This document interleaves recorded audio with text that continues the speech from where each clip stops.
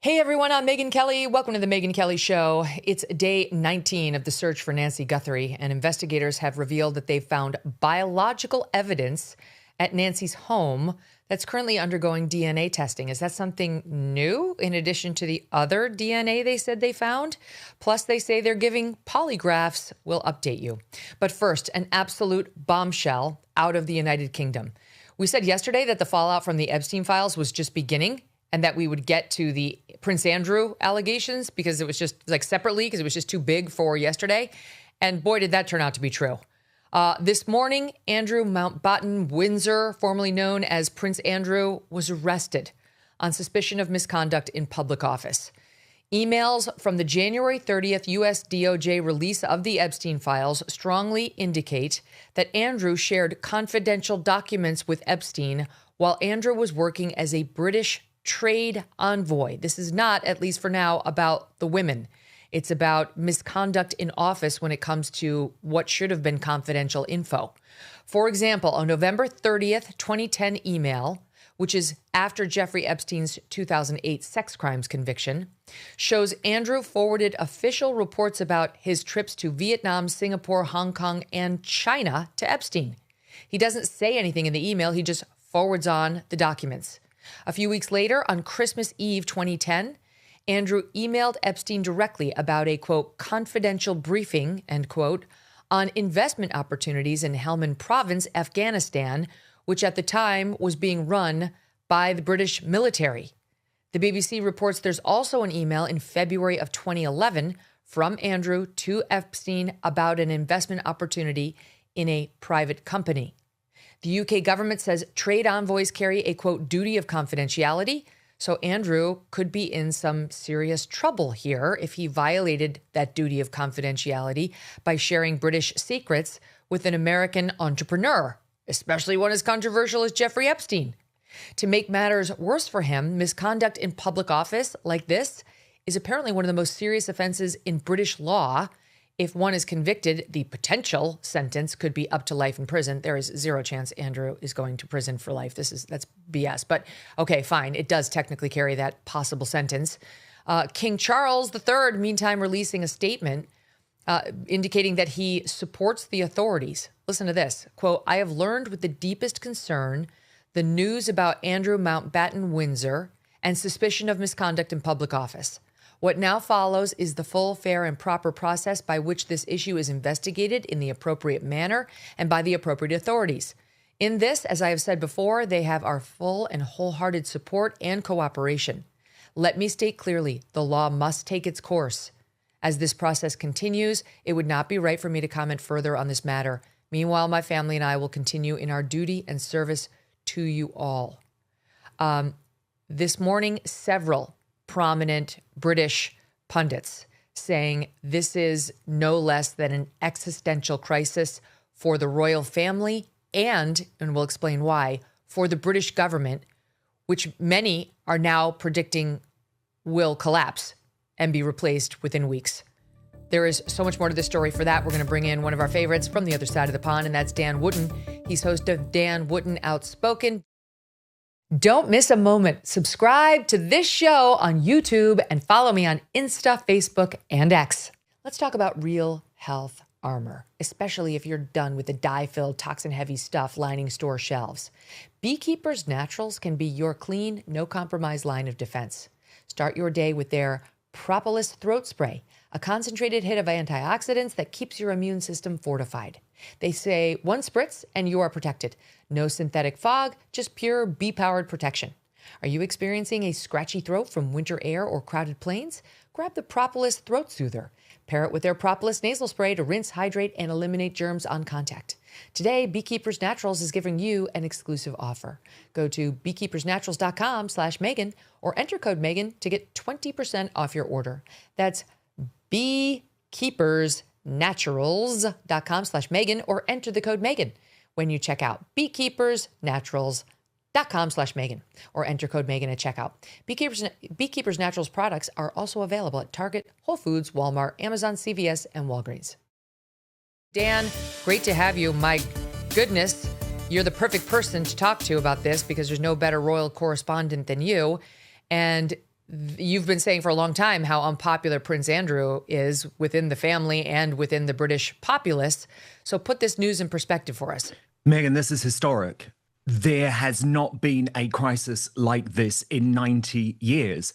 What happened 90 years ago? The Nazi sympathizing king, Edward VIII, abdicated. Now, there are a whole load of scenarios here that could see King Charles having to abdicate as a result of what has happened today. Remember, in the United Kingdom, he runs the court. This is the king's court. And so the idea that his brother Andrew will be on trial, potentially. I accept he hasn't been charged yet, but we're heading that way and we can get to that. There are now 9 police investigations, Megyn, underway into Andrew's links into Epstein. That involves sex trafficking. The former Prime Minister, Gordon Brown, has today submitted a 5-page memorandum to the Metropolitan Surrey, Sussex, Thames Valley Police Department about the Lolita Express and the way that it was used to potentially sex traffic women to royal palaces. And I just want to paint you the scenario that Andrew ends up in the king's court, in his brother's court. Remember, there's only one person in the United Kingdom who can't be charged with a crime. That is the king. And he says, well, my brother knew about this and my brother paid £1.5 million in hush money to Virginia Giuffre, which is what was reported last week by the Sun newspaper, my former newspaper. It feels untenable that Charles can stay on the throne. You might remember there was a case, Megyn, about 20 years ago when Paul Burrell, Diana's former butler, was charged with stealing Diana's possessions. And he immediately brought the Queen, the late Queen Elizabeth II, into his trial and said the Queen knew about this.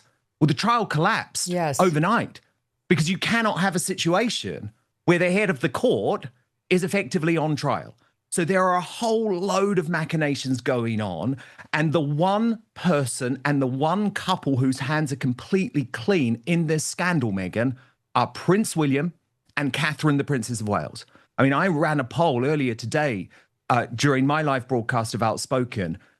And I'd say I've got a really pro-monarchy, pro-royal audience, Megyn. We love the British royal family. 75% of my audience saying that King Charles must abdicate here, must hand the throne to William and Catherine. Now, his statement that you read out made it clear he has no intention of doing that, but there are lots of paths that I believe could see that end up having to happen. So in the path, are you saying that if Andrew calls Charles or needs Charles as a witness, like I told my brother the following and he blessed this payment or he blessed that thing, even though he was just Prince Charles at the time, he wasn't yet king, that could drag him right into this legal proceeding and either kill the legal proceeding or kill Charles's reign as king. Correct. Because no one really believes, Megyn, that Andrew is going to plead guilty. Why would he do that? I mean, he would get guaranteed jail time. I agree with you. It's not going to be life imprisonment. That is the maximum sentence for misconduct in public office. But I know the type of guy that Andrew is. He is not going to plead guilty here. I cannot see a scenario. And what we don't have in the United Kingdom is the same type of deals that you can do in the US justice system where you make a plea deal. That just doesn't really happen here. So there's no real motivation for Andrew to plead guilty unless he did want to keep his brother on the throne. So there are serious questions for King Charles. And there are also serious questions for the British deep state, Megyn. I mean, this scandal has been hiding in plain sight for 15 years. I was working at Murdoch's former newspaper, The News of the World, in a senior position in 2011. We revealed those pictures, do you remember, of Epstein and Andrew in Central Park in New York? That started this whole scandal 15 years ago. Where Andrew went to visit Epstein after the conviction for soliciting a minor for prostitution. Pretty controversial charge that he pleaded guilty to. And it was, of course, we now know, just the tip of the Epstein iceberg. And Andrew went to see him and stayed with him, at his New York with royal protection townhouse officers. Do you see what I mean? This is where the deep state is pulled into this. Because why have the police spent 15 years choosing not to investigate Andrew because they probably knew. What did Charles know? What files are included at Buckingham Palace?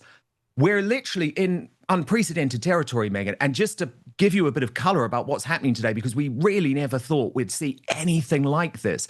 There are currently 2 teams of police on the King's estate searching the King's property. So we've got Wood Farm in Sandringham, which is where Charles forced Andrew to move. But that used to be the home until his death of Prince Phillip, you know, the late Queen's husband.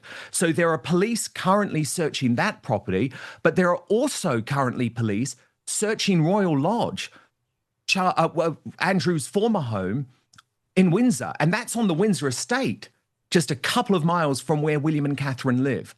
So this really is totally unprecedented. And look, the one person, as I say, who has his hands clean is William. What kind of relationship do Andrew and Charles have? How do these brothers get along? Well, not great. Andrew has always been a bit of a buffoon, but the problem for Charles, Megyn, is that it was him who decided to bring Andrew back into the royal fold. So you'll remember the relationship between the late Queen and Andrew was really close, right? She viewed him as she loved him. Yep, she adored him. She never believed these allegations. I spoke to people very close to the late Queen who insisted to me the late Queen always believed that Andrew was innocent. However, the big problem for Charles is that the Queen, despite feeling that way, had completely banished Andrew from public life. She had stripped him of his titles, stripped him of his royal duties. But it was the King who made this unfathomable decision to bring him back into the fold, to allow him to attend Christmas at Sandringham. You know, that is the #1 photo opportunity of the year. He even was allowed to bring his ex-wife, Fergie. There were memorial services where Fergie and Andrew were the most senior members of the royal family to attend because Charles, he's quite a woke guy and he believed in this concept of forgiveness. Whereas you've got William, who has been saying, Megyn, and I'm not doing William's PR here, this is honestly a fact, he has been saying for 7 years after that car crash Newsnight interview with the BBC, where Andrew made a fool of himself, and by the way, told a tissue of lies. I mean, almost as many lies as Harry and Meghan told to Oprah Winfrey, right? Like, we know that now. And Andrew 7 years ago, William 7 years ago said, Andrew's got to go. He's got to go. He's got to be banished, just like just like Harry and Meghan have to be banished. So for 7 years, Charles made a big mistake. And I also do just want to defend Queen Elizabeth II here, because a lot of people in Charles's court at Buckingham Palace are now trying to throw the late Queen under the bus. Megyn, she was 94 years old and she was suffering from terminal blood and bone cancer, something that we chose not to report at the time. She effectively had handed on the monarchy to Charles, who was operating as a regent. So when this payment of £12 million was made to the late Virginia Giuffre, it was Charles who had to make that decision. It was Charles who had to sign it off. And I think it's really grim blaming a 94-year-old with terminal cancer for that decision. I mean, it doesn't seem surprising when you know, I don't know Charles's story as well, but Andrew just sounds like he would do something like that in a heartbeat. He would blame the late Queen. He'll blame Charles. He'll blame anybody, and his wife 10 times so. I mean, there's a lot of correspondence in the Epstein files between Fergie and Epstein, whom she loved. And she brought her daughters, the 2 princesses, to go stay with him right after he got out of his so-called jail. I mean, it was daytime release to his office, but technically he was in jail for a year. She seemed very close to him. Neither one of those 2 cared at all that he'd pleaded guilty to these disgusting charges.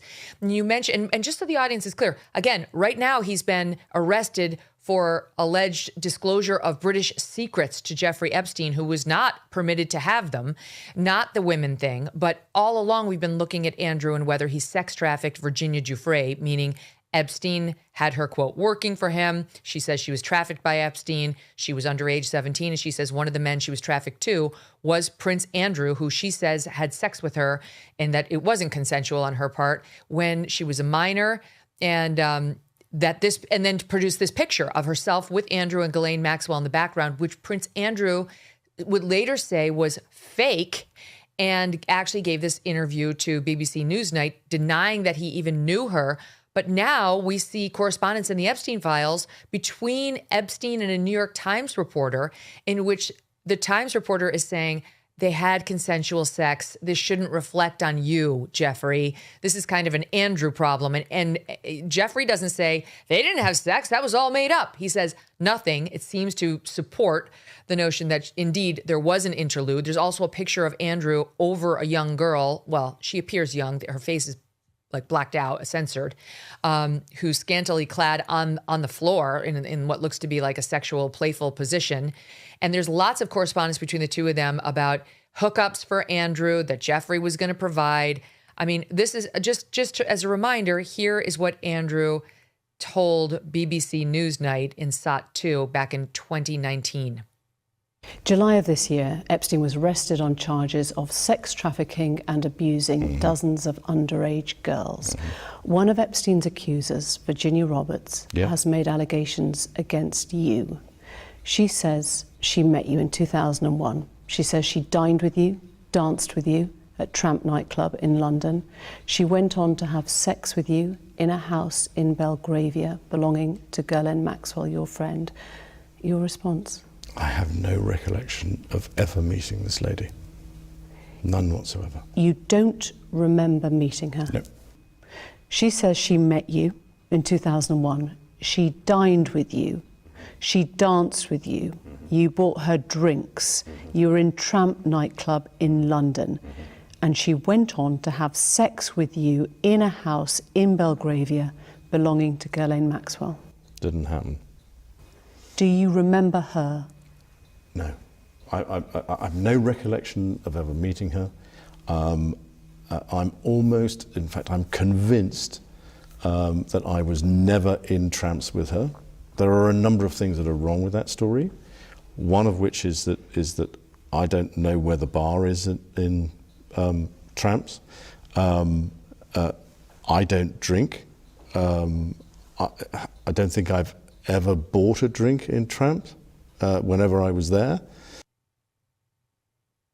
It was just the most pathetic denial, Dan. I'm convinced I was never there. I don't think, that's not what a truth teller sounds like. If I said to you, did you ever have sex with Virginia Giuffre, formerly Roberts, in this bar and buy her drinks beforehand, you'd say, no, it never happened. 100%. And the problem is, Megyn, for Andrew, is that we now know that these were lies because we've seen all the back and forth between him and his team and Ghislaine and Epstein, where they even admit that the photo was legitimate, whereas you say they admit that there was consensual sex. And even more grim was the fact, because remember, Andrew told Newsnight that he had actually cut contact with Epstein after that meeting in Central Park. He was still sending Epstein emails, including pictures of his daughters at the time, sort of in their late teens and early 20s, to a paedophile. You had Fergie, who apparently was in love with Epstein and may have even had sex with Epstein, talking about the fact that Eugenie, her youngest daughter, was off on a shagging weekend. And the problem that Charles also has is that he allowed Beatrice and Eugenie to keep their princesses' titles. They are still Princess Beatrice, Princess Eugenie. And there is new reporting today, Megyn, that actually they may be questioned under caution by the police, that Fergie may be questioned under caution by the police. And of course, we're in this position where Andrew also remains in the British line of succession. Okay, he's 8th in line to the throne, but is that tenable? Right. That seems crazy that he could be stripped of his royal title, but still 8th in line. Why might the British government go down over this whole thing? Well, because the US ambassador under Donald Trump was a guy called Peter Mandelson, who is also neck deep in the Epstein files for doing exactly the same thing that Andrew is accused of. His home has also been searched by the police, and Keir Starmer, our corrupted prime minister, knew about his close friendship with Epstein, which was, by the way, far more than close. I mean, these two the emails are so grim. I mean, Peter Mandelson is gay, right? But they are constantly swapping emails about sex with girls, sex with guys. And Starmer hired him as the US ambassador, knowing about this close friendship. He is also under at least police scrutiny. He hasn't been arrested yet, but 2 of his properties have been searched. So it's all well and good for Starmer to come out like he has today and said, oh, no one can be above the law. And of course, Andrew should testify to the US Congress. But the problem is he has been covering up for his own former US ambassador. His chief of staff, Megyn, has already had to go over this. So Starmer, my belief is he will be out of office as a result of this too, probably in May after the local elections here in the UK, which are going to be devastating for him. Wow. And back to the Andrew question. Is there any defense, do we know prospectively, and I know this is all just breaking, that Epstein was an investor? He was seeking his advice on whether these were good investments for the British people, and it was no more than that. Well, like, why isn't he allowed to share confidential information with somebody he trusted when it comes to finances? Yes, well, that is the Mandelson defense. So we believe that will be the defense that Andrew takes up too. No, I was doing what was right for the country. But remember, the Prime Minister at the time was Gordon Brown, who is actively helping the police with their investigation because he is so furious. So you've got the Prime Minister of the day saying, no, Mandelson and presumably Andrew were not working with Epstein for the good of the United Kingdom. But yes, I do believe that will probably be the defense. I don't think it's going to stack up at all. And there could be a question about whether it wasn't good for the British people, but it was good for Epstein. I mean, that's really what I think where the police are going here, that he was doing a solid for his buddy, Epstein, who could have used this information to his advantage or to the advantage of God knows whom, and that this was a nice quid pro quo in exchange for all the girls that Epstein kept funneling to Prince Andrew. 100%. 100%. There seems very little doubt that Epstein wasn't using this to make money for himself. And so that's why we end up in a position where it feels almost impossible to believe that Andrew can try and say that this was in some way trying to help the British public, help the British government. Honestly, Megyn, these are perilous times for Andrew, who I think will end up in jail, for King Charles, who I think is going to struggle to stay on the throne, and actually for William himself, who is like thinking, oh my God, how the hell am I going to save the monarchy from this? Right. Right. I mean, the best way is to be himself. I mean, as you say, he's had a long history of trying to stand up against Andrew's presence, against his loser brother and his grifter wife. And I feel like the British people would welcome a King William and Queen Kate with open arms at this point, Dan. It's got to happen. Yeah, well, I can't believe if it happens, I'm coming over. I'm going to the coronation. Yes. I'll sit with you. We'll do that one together. Thank you so much for the update. Great to see you, my friend. So good to be with you. All right, check out Dan Wootton Outspoken. Dan's been on his own, independent, and he's crushing it, and you can see why. Wow, unbelievable. Okay, we'll be right back. Relief Factor loves hearing from pain-free customers and hopes they can help you next. One user of Relief Factor named Kim wrote to them to say, quote, before trying Relief Factor, I struggled just to make it through my work days. I'd collapse on the couch at night, aching everywhere. Within a few weeks of starting Relief Factor, the daily pain began to fade. Now I'm keeping up at work and I still have energy left for my family. There are many stories just like this of parents having more love to give, but less strength to share. Relief Factor doesn't just ease pain. It can restore evenings, laughter, and the simple joy of being present. If you want to feel the difference like Kim with back pain, knee issues, or stiffness that is slowing you down, Relief Factor could give you your mobility back. Relief Factor is 100% drug-free and targets the inflammation that causes pain in order to move better, feel better, and actually enjoy life again. Try the 3-week quick start for just $19.95. Go to relieffactor.com or call 800-4RELIEF. Let's see if you could be next in getting out of pain. Now we're going to turn to some news that we've been wanting to get to for a while, like AOC's meltdown on the world stage. Vice President J.D. Vance has just weighed in on it, and the 2026 Winter Olympics, providing us with some disgustingly unpatriotic displays, and Divine Right Order has stepped in. All right, let's get into it. So first, AOC decided to go over to that same Munich conference where J.D. Vance just tore up the place last year in stellar fashion. And then Marco Rubio was excellent this past weekend in his messaging.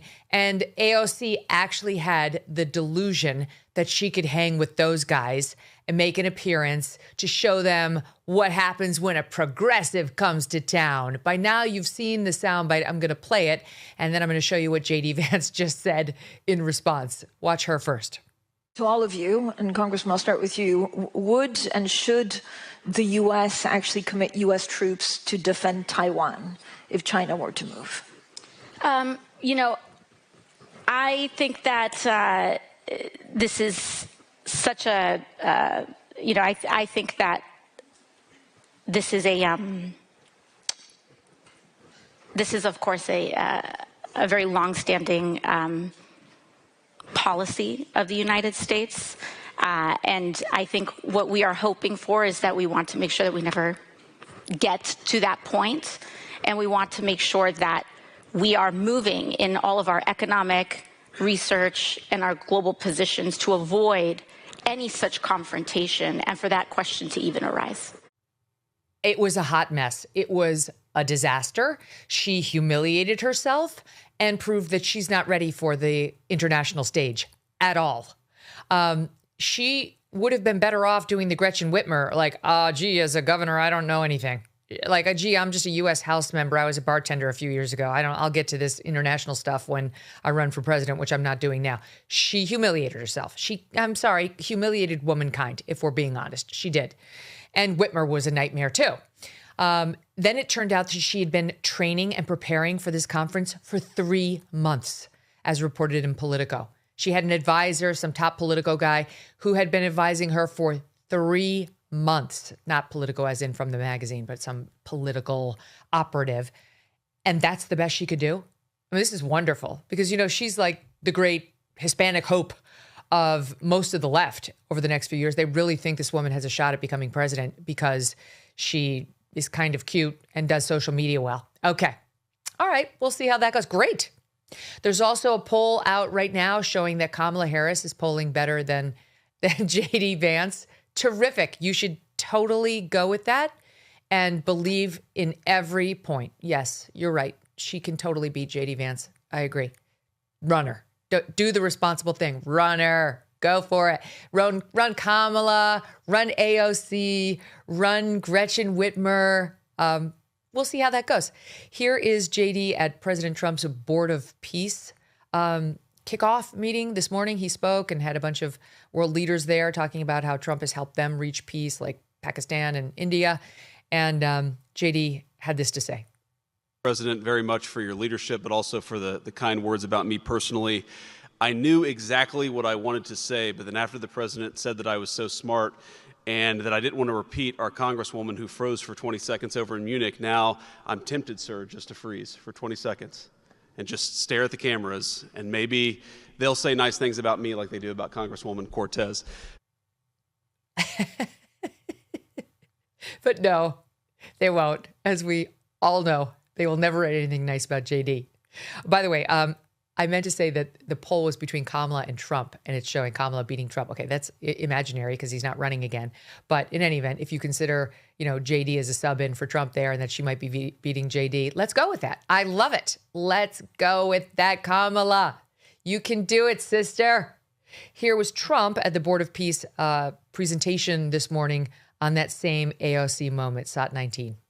You watch some of the people that were at the event in Munich. They didn't graduate quickly from college. They had everything they could do. There was one young, attractive woman. She was unable to answer questions. And she didn't do so well like JD did in college. AOC, she was unable to answer a simple question. And she could have said, well, I'm studying it and I'll report back to you next week. You can get away with that. But she just went, it's actually, I think it could be a career-ending answer because for 25 years, anybody running against her, I think Susie is going to use that little piece of stuff. It was not good. It wasn't. And honestly, don't underestimate Trump as an assessor of what's working and what isn't on camera. I mean, he's extremely good at that. He hosted the #1 show in America for some 10 years. I mean, it was insane. That's actually how Trump made a lot of his fortune later in life. He's obviously been a successful businessman, but he made boatloads of dough off of The Apprentice. And he's 100% right. She humiliated herself. And then she called the New York Times, her little stenographers over there, to try to completely recast what her mission was. And they just did it. They just wrote what she told them to, as true stenographers will. But it doesn't matter, because the people who saw that, all the independent voters who saw that, know in their bones she's not ready. And no amount of cleanup by the New York Times is going to change that. It's too late. I'm sorry. You humiliated yourself. It wasn't the first time, and it won't be the last. You're not ready. And the reason you're not ready is because you're actually not naturally smart. And so if you want to say anything resembling something smart, you're going to have to study. And apparently you need better teachers, because the one who was with you for 3 months couldn't get you to say the most basic answer on one of the most fundamental issues of our time, which is, what the hell are we going to do if the Chinese try to take Taiwan? Are we going to get involved, or aren't we? Of course, the country has had a policy of strategic ambiguity where we don't really say what we're going to do. And that's all she had to say. We don't really talk about that. We have a policy of strategic ambiguity. Next question. That's it. That's it. She didn't know the answer. She couldn't remember the prep. You could see the little eyeballs like funneling through information, and she's not familiar enough with, honestly, this is very basic foreign policy. We don't do a ton of foreign policy on this show. We all know that one. She's just not that bright. So that's her, although she did get a lot in the media, not just the New York Times, to try to run cover for her. Here's the equally unlikable Abby Phillip from CNN the other night on her show, SOT 17. MAGA is having a field day with this one.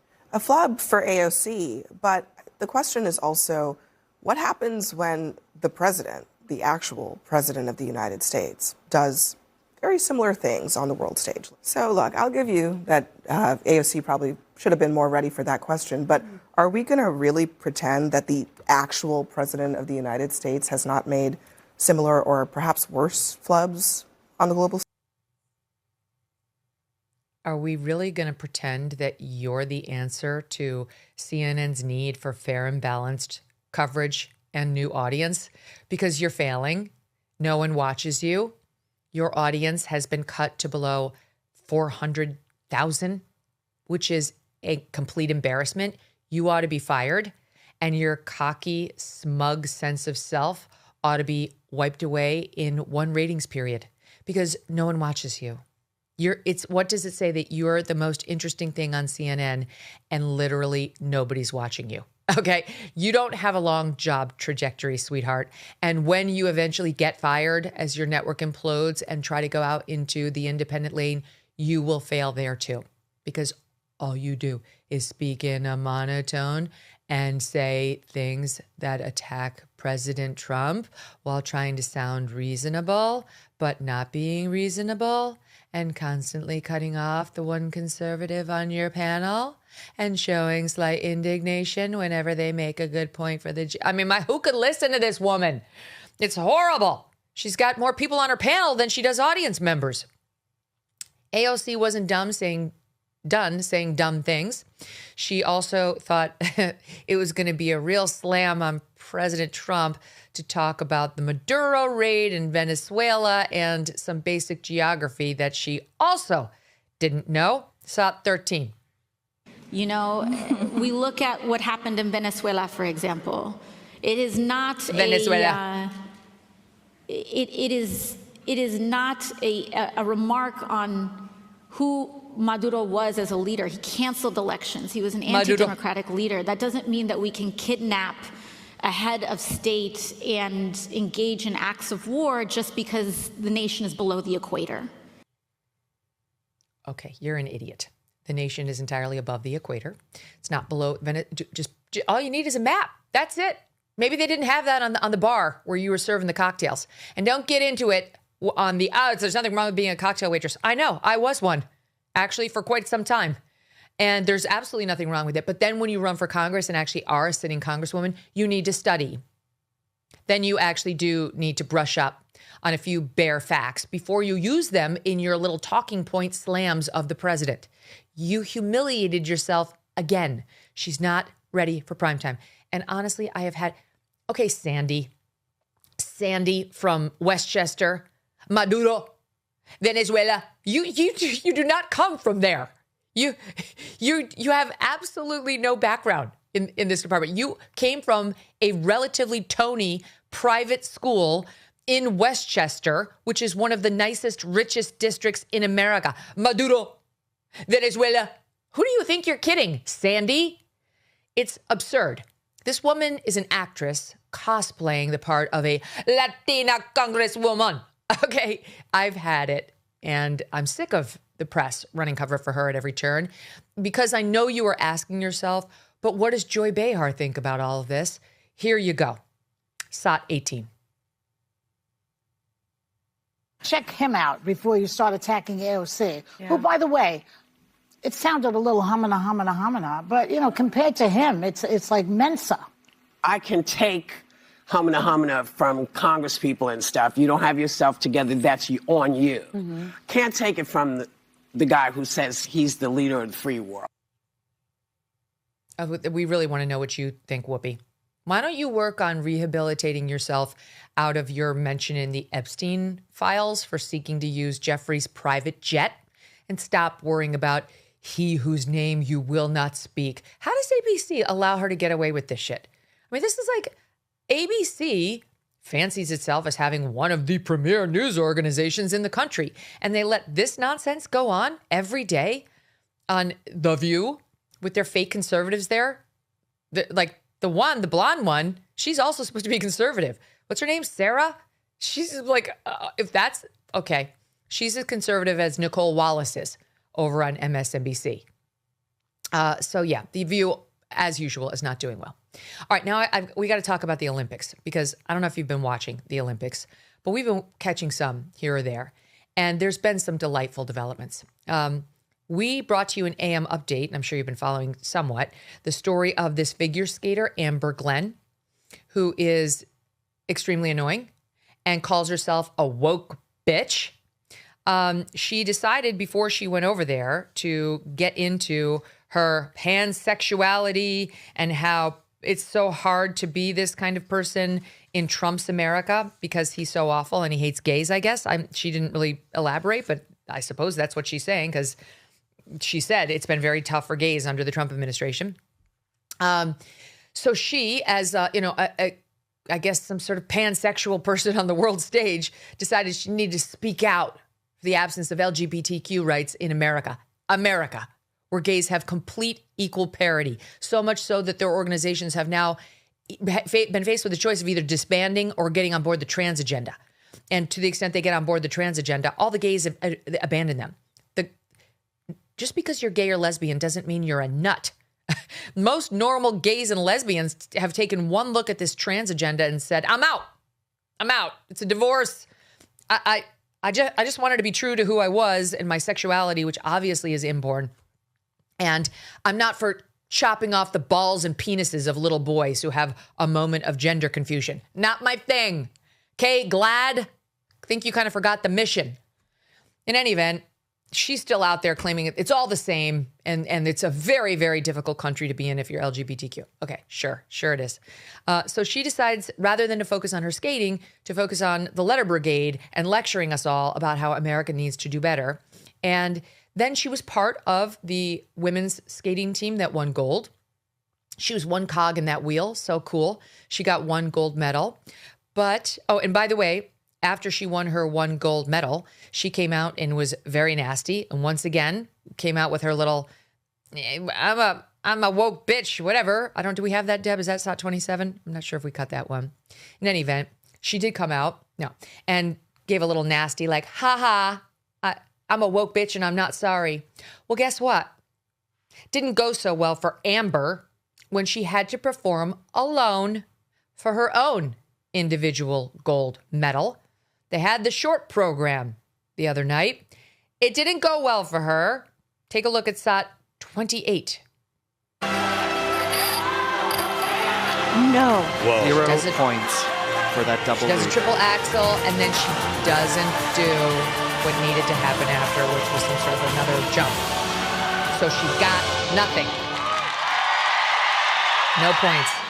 And the look She says it cries all. on the ice. She's crying as she gets off the ice. And indeed, she placed 13th. Lucky number 13 was awaiting Amber. And I'll tell you something, it's not, maybe it is divine right order, quite honestly, but what I really think is she allowed herself to get distracted.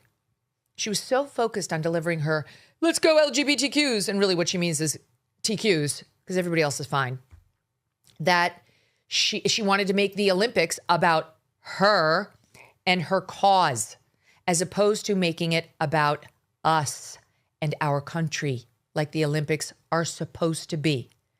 And you know what Americans did who understand the actual mission behind the Olympics and what our athletes should sound like? They turned on her. They turned on her so much she had to shut down her social media. Now, if you are at the Olympics and you have to shut down your social media, you've made a grave error. You've done something very wrong, because Americans are very, very much inclined to support their athletes when they're abroad competing for our country. Very. And they will forgive a lot. They could not care less if you have a poor performance. It's not like being an Eagles fan. I'm married to one, so I know. They'll stick by you. Look what happened to Ilya Malinin the other night when he was he's like God's gift to ice skating. He's superhuman. His world championship skate was like the greatest skate that ice skating has ever seen. And he got out there for this gold medal performance and completely botched it. He had a terrible night on February 13th. The country didn't turn on him. Everybody felt empathy for him. We were cheering for him anyway. All we all wanted to do was give him a hug and say, don't worry about it. We're so proud of you. You'll get him the next time. And then there was a great story about how all these top athletes started calling Ilya. The only name I remember is Tom Brady, but it really made me respect Tom Brady, I have to say. Very, very classy move of Tom, who called Ilya to say, like, don't worry about it, man. And like, that's great. That's a world-class A+ athlete reaching out to another to say, I've been there. I've humiliated myself. And there's nothing that a news anchor or even a civilian could say to a guy like Ilya that would be as much of a soft place to fall as Tom Brady saying, let me tell you about my face plants. So that's great. America will stand behind its athletes if they fail. They will not stand behind someone who bashes the country, especially on the world stage, after we've literally wrapped them in the stars and stripes. I've been through enough of these. We've talked about it. It's a no. It's like one of the few moments where we really feel patriotic and we get behind one another and we feel super proud of the American flag and the American anthem. You can get in trouble just not for singing. But this girl who gets out there and tries to lecture America on its civil rights because of the TQ issue. I mean, she lumps the whole thing in because she understands she's not part of TQ. I don't know if she is or not. Who the hell knows what pansexual is? That's made up too. You attention needy skater. So she went down in flames and we enjoyed it. That's what happened. And what she needs to do now, Amber Glenn, to regroup is to take a lesson. Okay, she needs to take a lesson from an athlete who did get it right. A skater who went out. He's on Team USA. He's on the hockey team. And he was asked after we beat Sweden how he feels. His name is Quinn Hughes. How he felt about the win. He's very measured, kind of like, he's not overly emotional, but man, does he nail it. Listen here to Quinn Hughes, top 33. USA flags all over the place. You could hear the chants. What's that atmosphere like? Yeah, it's special. I mean, you know, I love the U.S. and it's the greatest country in the world. So happy to represent it here with these guys. And that's really special. That's it. That's all it takes. By the way, they're about to skate in the final game against our evil top hat, Canada, who's been cheating left and right in these games. My God, the curling controversy, I can't get over it. That guy, Mark Kennedy, who keeps getting caught pressing the stone, touching the stone after he's no longer allowed to touch the stone. Now he's complaining that he was unfairly videotaped doing his cheating. He's like, I was unfairly, surreptitiously videotaped. Not unfairly, but surreptitiously, I guess. First, the Swedes did it. because they knew he was going to cheat, and sure enough, he did. And then the Swiss had to compete against him, and he got caught doing the same thing. And for the first time, Switzerland went non-neutral and said, cheater! And these refs in curling are pathetic, I have to say. Then the Canadian women's team did it too. Look at him. He touched the stone. You're never allowed to touch the stone.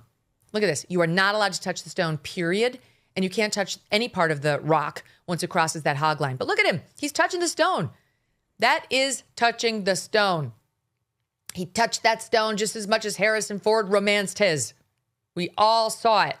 And apparently he did it not only against the Swedes, but then again against the Swiss. And so did the Canadian women's team. So let's see if their hockey team is just like their curling team, because you, sir, have humiliated yourself and your country. And that leads me to Eileen Gu.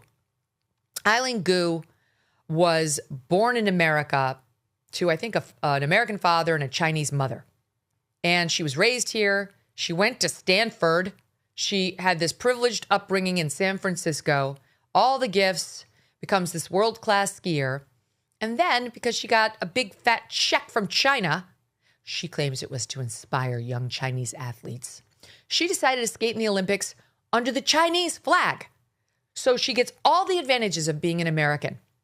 She gets all the support from her fellow Americans. She takes an education at an American university, and one of our most prestigious. And then she flies the coop to go compete for China, where she reportedly got a check. Okay, so that's Eileen Gu's values. And Eileen Gu was the heavy favorite to win a couple of golds this week. She did win gold earlier in the Olympics, but instead she took silver. She couldn't quite get it done. And someone asked her about it. And you tell me whether this is a likable person. Here she is. Do you see these as 2 silvers gained or 2 golds lost? I'm the most decorated female free skier in history. I think that's an answer in and of itself. How do I say this? Winning a medal at the Olympics is a life-changing experience for every athlete. Doing it 5 times is exponentially harder because every medal is equally hard for me, but everybody else's expectations rise, right? And so the 2 medals lost situation, to be quite frank with you, I think is kind of a ridiculous perspective to take.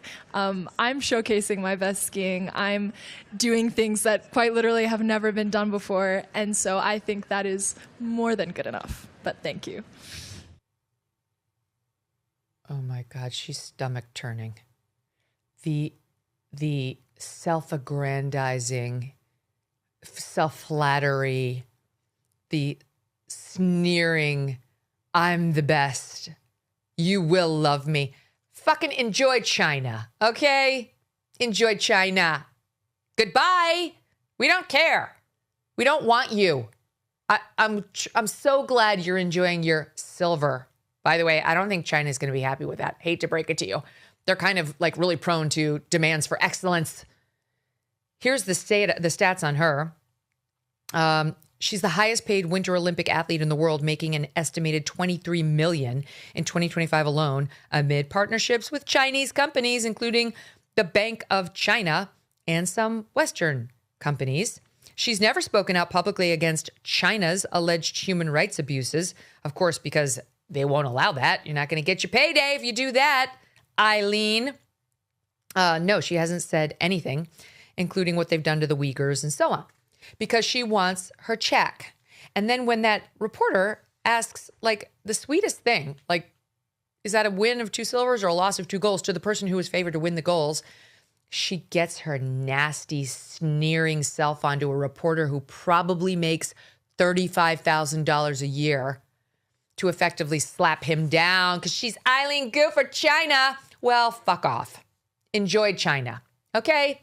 See how you do over there.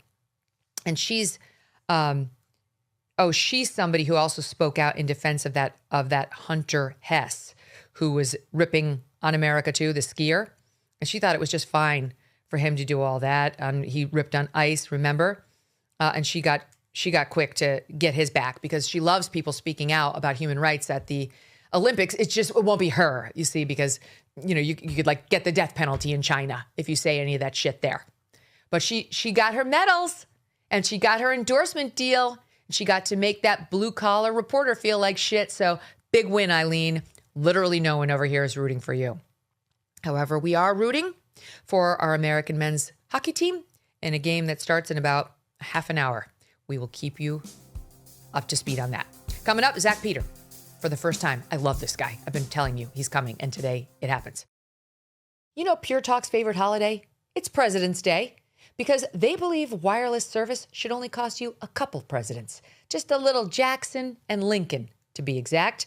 For just $25 a month, Pure Talk gives you unlimited talk, text, and plenty of data. Now compare that to Big Wireless. They'd rather celebrate the Benjamins, Mr. Franklin to be exact, and his day, so they can charge your family hundreds every month. That's not right. You deserve better. Pure Talk is an American wireless company who supports our veterans and invests in a U.S.-only customer service team. So when you call, you're talking to someone right here at home.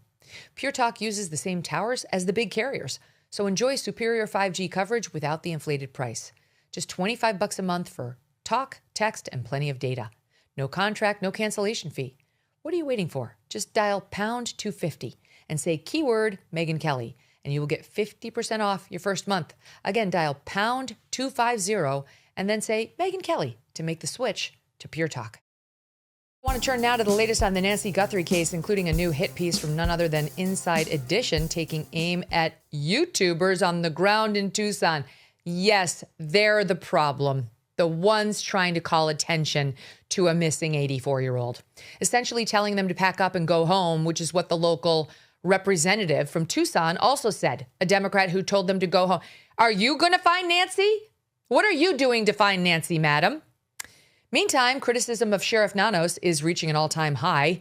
My next guest I discovered through the Blake Lively coverage, but he's been covering the Nancy Guthrie case like no one else. And I have quickly fallen in love with this man. He is amazing. Here are just a few clips and why I fell in love with Zack Peter. The sheriff just said Savannah and her entire family, siblings and spouses included, are cleared in the whole case of their missing mom. Is the investigation over? No. Do they know who did it? Also no. So do they have evidence that clears the entire Guthrie family, siblings and spouses included? The sheriff said, and I quote, "Not going there."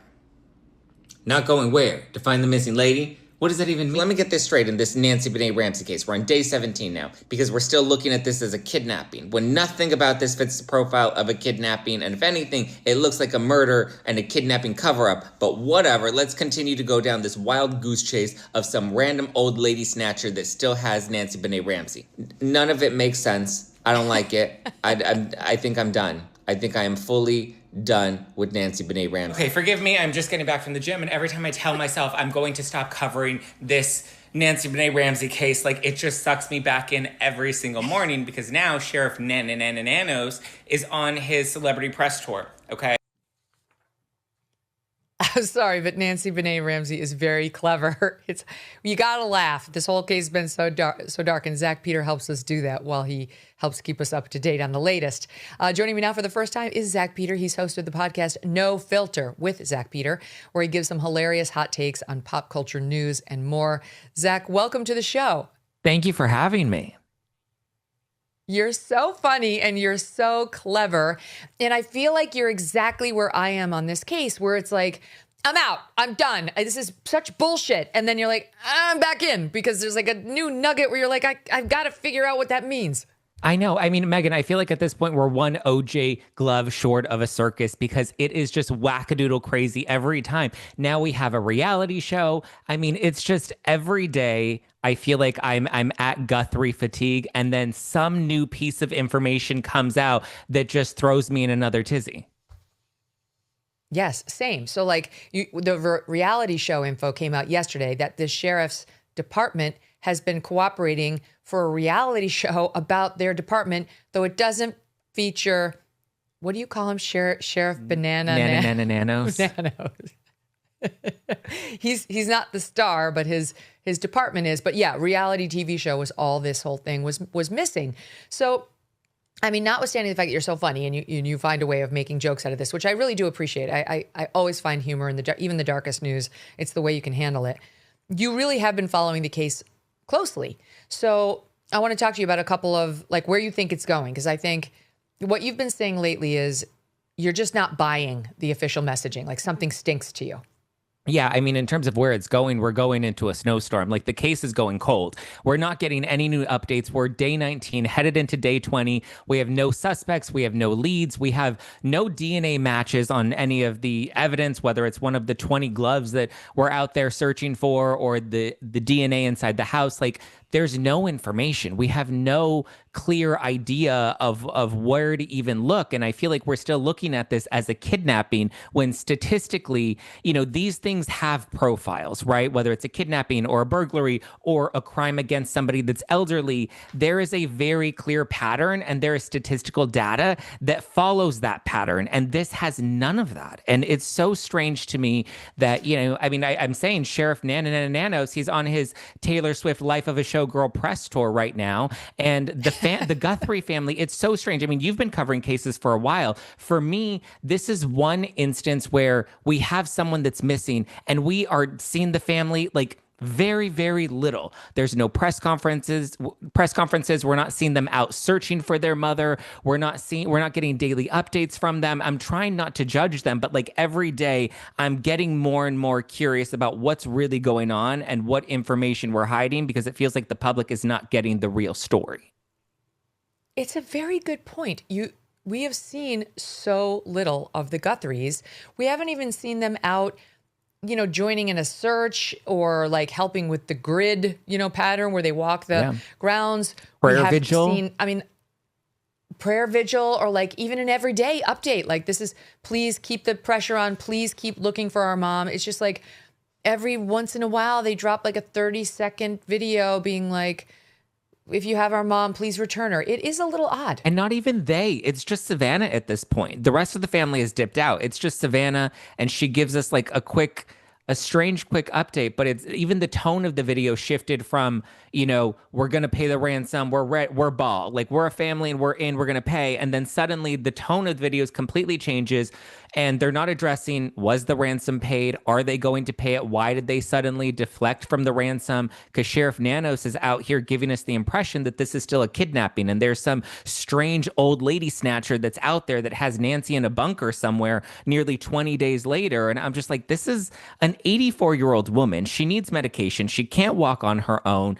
And we have no sense of urgency. Even his interviews yesterday, he was just like, very monotone, like, you better return her. You better bring her back. And I was like, oh, that's going to really scare this old lady snatcher. Or Savannah's like playing with them and saying like, please bring her mother back. We believe in the goodness of humanity. And I'm just like, this is a man that you guys believe has kept this elderly woman somewhere for over 2 weeks now. And we think suddenly he's going to have some compassion and be like, oh yeah, let me just drop her off at a local gas station. Like it doesn't make sense to me. It doesn't make sense to me either. And the sheriff is like, he's an enigma, that guy. I don't understand what he's doing, right? He no longer is having press conferences. He's just doing like a one-on-one round robin with news organization after news organization. Maybe he thinks he's going to do better in like a one-on-one setting, but he just has to keep repeating the same thing over and over and over. So what do you make of that? You think he in a way, it's more exposure for him because he just gets a bunch of play on each one's network. Listen, I get it. He's got his JCPenney's finest and he's out there doing all these interviews, but it doesn't make sense to me either because the interviews that he's doing contradict the information. I mean, we saw Sunday evening, we got an interview that says that nobody has been cleared, right? No one's been cleared in this entire investigation. And then suddenly, 12 hours later, not even a full 24 hours later, he's unilaterally clearing the Guthrie family and saying that they're the victims. And I'm just like, actually, no, we need to remember the victim here is Nancy Guthrie. This 84-year-old woman is still at large. We have not found her. She is the real victim. And until you bring her home and have someone in handcuffs with real evidence to pin this crime, you can't clear anybody. Like, I'm not a detective, but I've watched enough true crime to know that nobody is cleared. And in a case like this of a missing persons, the circle that you look to is their immediate circle, which includes their close family and friends. So the fact that he did that and he made such a jarring, 180 clearing the family, to me, felt like that was pressure from the family that's like, hey, the internet is starting to think that this is us. You need to do us a solid, do us a favor. And that kind of feels like what he did. And based off of the experts that I've heard, That's right. it seems like this was a personal favor rather than a strong judgment call on his hands. 100%. And meanwhile, it's like, well, if you don't want us to focus on the family, we're happy not to. Just tell us why. Right. Just explain to us why. Like, did they all take and pass polygraphs, or like, what is it? Is it a DNA thing? Have they all been able to account for their whereabouts on the night in question? Just like, you cannot just 24 hours, not even after saying no one's been ruled out, say they've been ruled out based on no new information and ask us to swallow it. It may be true. I don't think it is. I don't think he's ruled anybody out. No. Because then the very next day he changed it to, they're not actively suspects. Like I'm not actively investigating them, however you put it. I'm not leaning towards them. They've done nothing to like make themselves suspects. I'll get the exact language. But he waffled on it again. So we all know that this is a gift he gave to Savannah Guthrie, the one he says he's in touch with, not Tomas and Annie. Right, which tells me he's enamored with the celebrity profile of this case. And if he's willing to put his professional career, because it was so interesting that his statement even called out the media and said that they need to stand by their professionalism. I'm like, excuse me, sir, you need to stand by your professionalism and not get enamored by the celebrity profile of this case, because just because you get a call from presumably Savannah, because as you said, that's the one person that he said he's been in the most contact with the family, and he hasn't really talked to Annie or Tommaso, which from what we've seen, they were the last people to have presumably seen Nancy Guthrie alive. They spent the night with her before she disappeared. And there's a lot of eyes on them, right? We've seen the officers in and out of their home. We heard that there was one of their cars that was towed, and we're not getting any real clear answers as to why they prime suspects. Did you do enough to find out that they're no longer prime suspects? And if not, then give the public some answers, because as I've also been very clear when it comes to the public interest in this case, we, the public, are funding this investigation. The local sheriff's department and the FBI are being funded by local Arizona members and by all of us, right? These are FBI resources that are going into this. And from what we've seen, the Guthrie family has not offered up a single penny to help with this investigation. It does seem like that right now, right? They just received an anonymous donation of $100,000 to one of the tip lines. The FBI raised its own money for the $100,000 reward. The other one is anonymous. I suppose it could potentially be from a family member, but I'd be surprised because there was somebody saying he was going to donate the $100,000 to that other tip line. So like it's anonymous, but I don't know if it's really anonymous or if it's the guy who said he was about to do it. Meanwhile, I have something to show you with the sheriff. I saw it on X today. I had noticed the crying in one of the interviews he did. And I was like, that's very strange. I don't think I've ever seen like a cop running an investigation until like something devastating happened. You know, like I've seen cops, like a child has died and been tortured, come close to breaking down when they have to tell you this is how it's landed. But that's not at all where we are in this case. And this sheriff is giving interviews to everybody and their brother. And as it turns out, he's been crying like on a dime. And it seems to me to be an affectation, but I'd love to hear your opinion. Watch, we put together a little montage. What gives you hope that Nancy is still out there? Wow. You have to have hope. You have to have hope. You can't, come on, this is somebody's mom. We're going to find her. We're just not going to give up hope.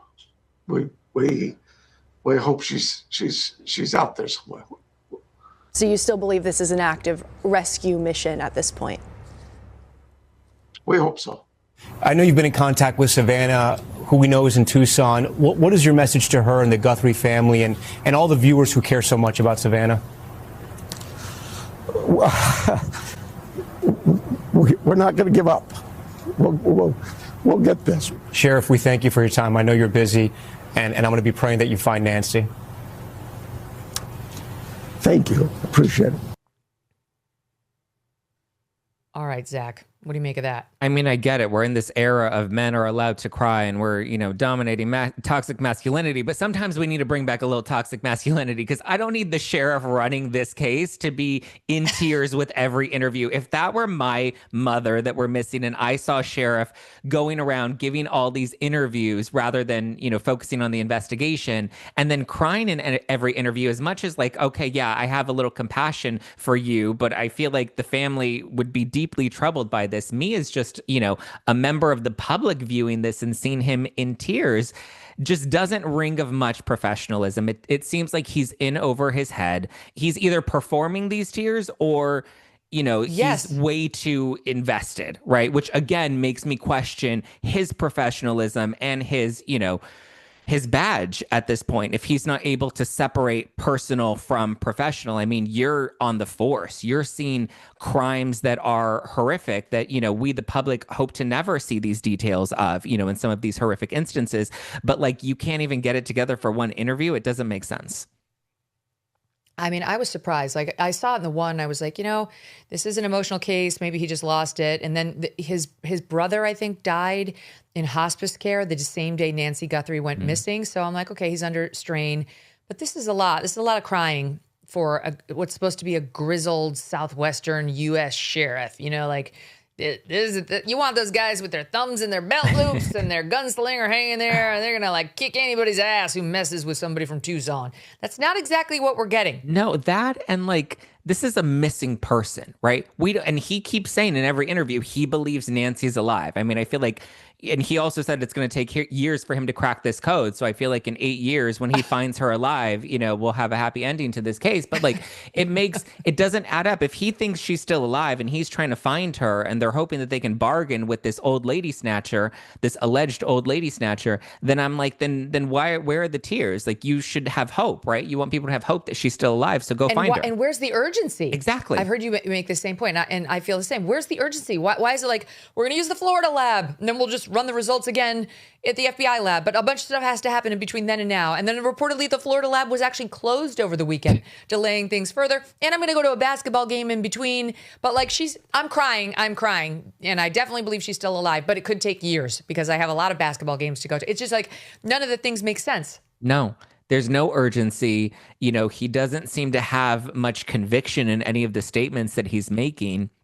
So it's hard for me to even have hope. And it's like, again, we have to factor in, this is an elderly woman. She needs medication. She can't even walk on her own. I'm sure transporting her isn't easy. Like, this is where you should be the most, vigilant with trying to be on top of finding her because there's a race against the clock. Mm-hmm. So what do you think? I mean, no one knows, but what are you leaning towards as the operative theory? I think something happened to Nancy very early on. I don't believe the kidnapping story. To me, it's just statistically and based off of the, profile of a kidnapping, it doesn't make sense. You don't steal old ladies and babies, right? They're too much of a liability. They're too much work. Transporting Nancy is not easy, right? It's not some young teenager or, a young girl in her early 20s that you can just throw over your shoulder and take her to Mexico and tragically put her into the trafficking ring, right? It doesn't fit the profile of a traditional kidnapping. And also the ransom notes of it all, like, this isn't the 80s. It's so strange to me that in 2026, with the president of the United States, the FBI, the sheriff's department, and all of TikTok trying to crack this code, that we have absolutely nothing. So to me, it feels like I'm leaning towards there's some information that's not being presented, and I'm curious as to why. Either the sheriff is completely incompetent or he's compromised in some way. I don't want to go down the conspiracy route of saying he's being paid off, but like, it could be that he's so enamored with the celebrity profile that he's allowing his judgment to get in the way. And then you factor in the early reports that we've heard of him, not being very cooperative with the FBI. So maybe he fumbled the ball and made a lot of mistakes early on. And so now he's just trying to cover up what a terrible job he's done. or he's trying to protect for somebody in the Guthrie family.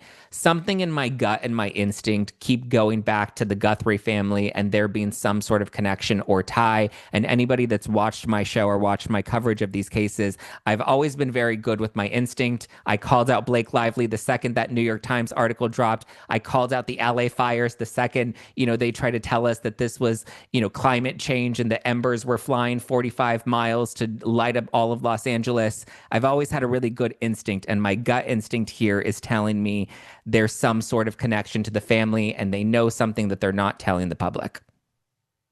I mean, I certainly hope the latter part is true, because what they are telling the public is all over the board. Yeah. Meanwhile, you've got, that paragon of journalism, Inside Edition, weighing in to tell the YouTubers and influencers and other social media stars, get out. We don't want you.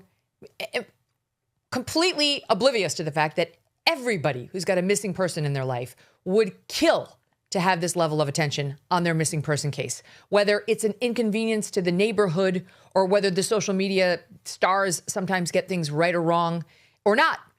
But that's not what we heard. Here's Inside Edition, and they're featuring the annoying Arizona state legislator, Alma Hernandez. Take a listen to this in SOT 52. Cops say they've had it with the army of YouTube streamers camped out in front of Nancy Guthrie's home. Now we're here at Nancy's home to try to just get some information. True crime influencers from across the nation have descended on Tucson, streaming for hours on end. Now there is a person that they did spot with a backpack going through someone's gate.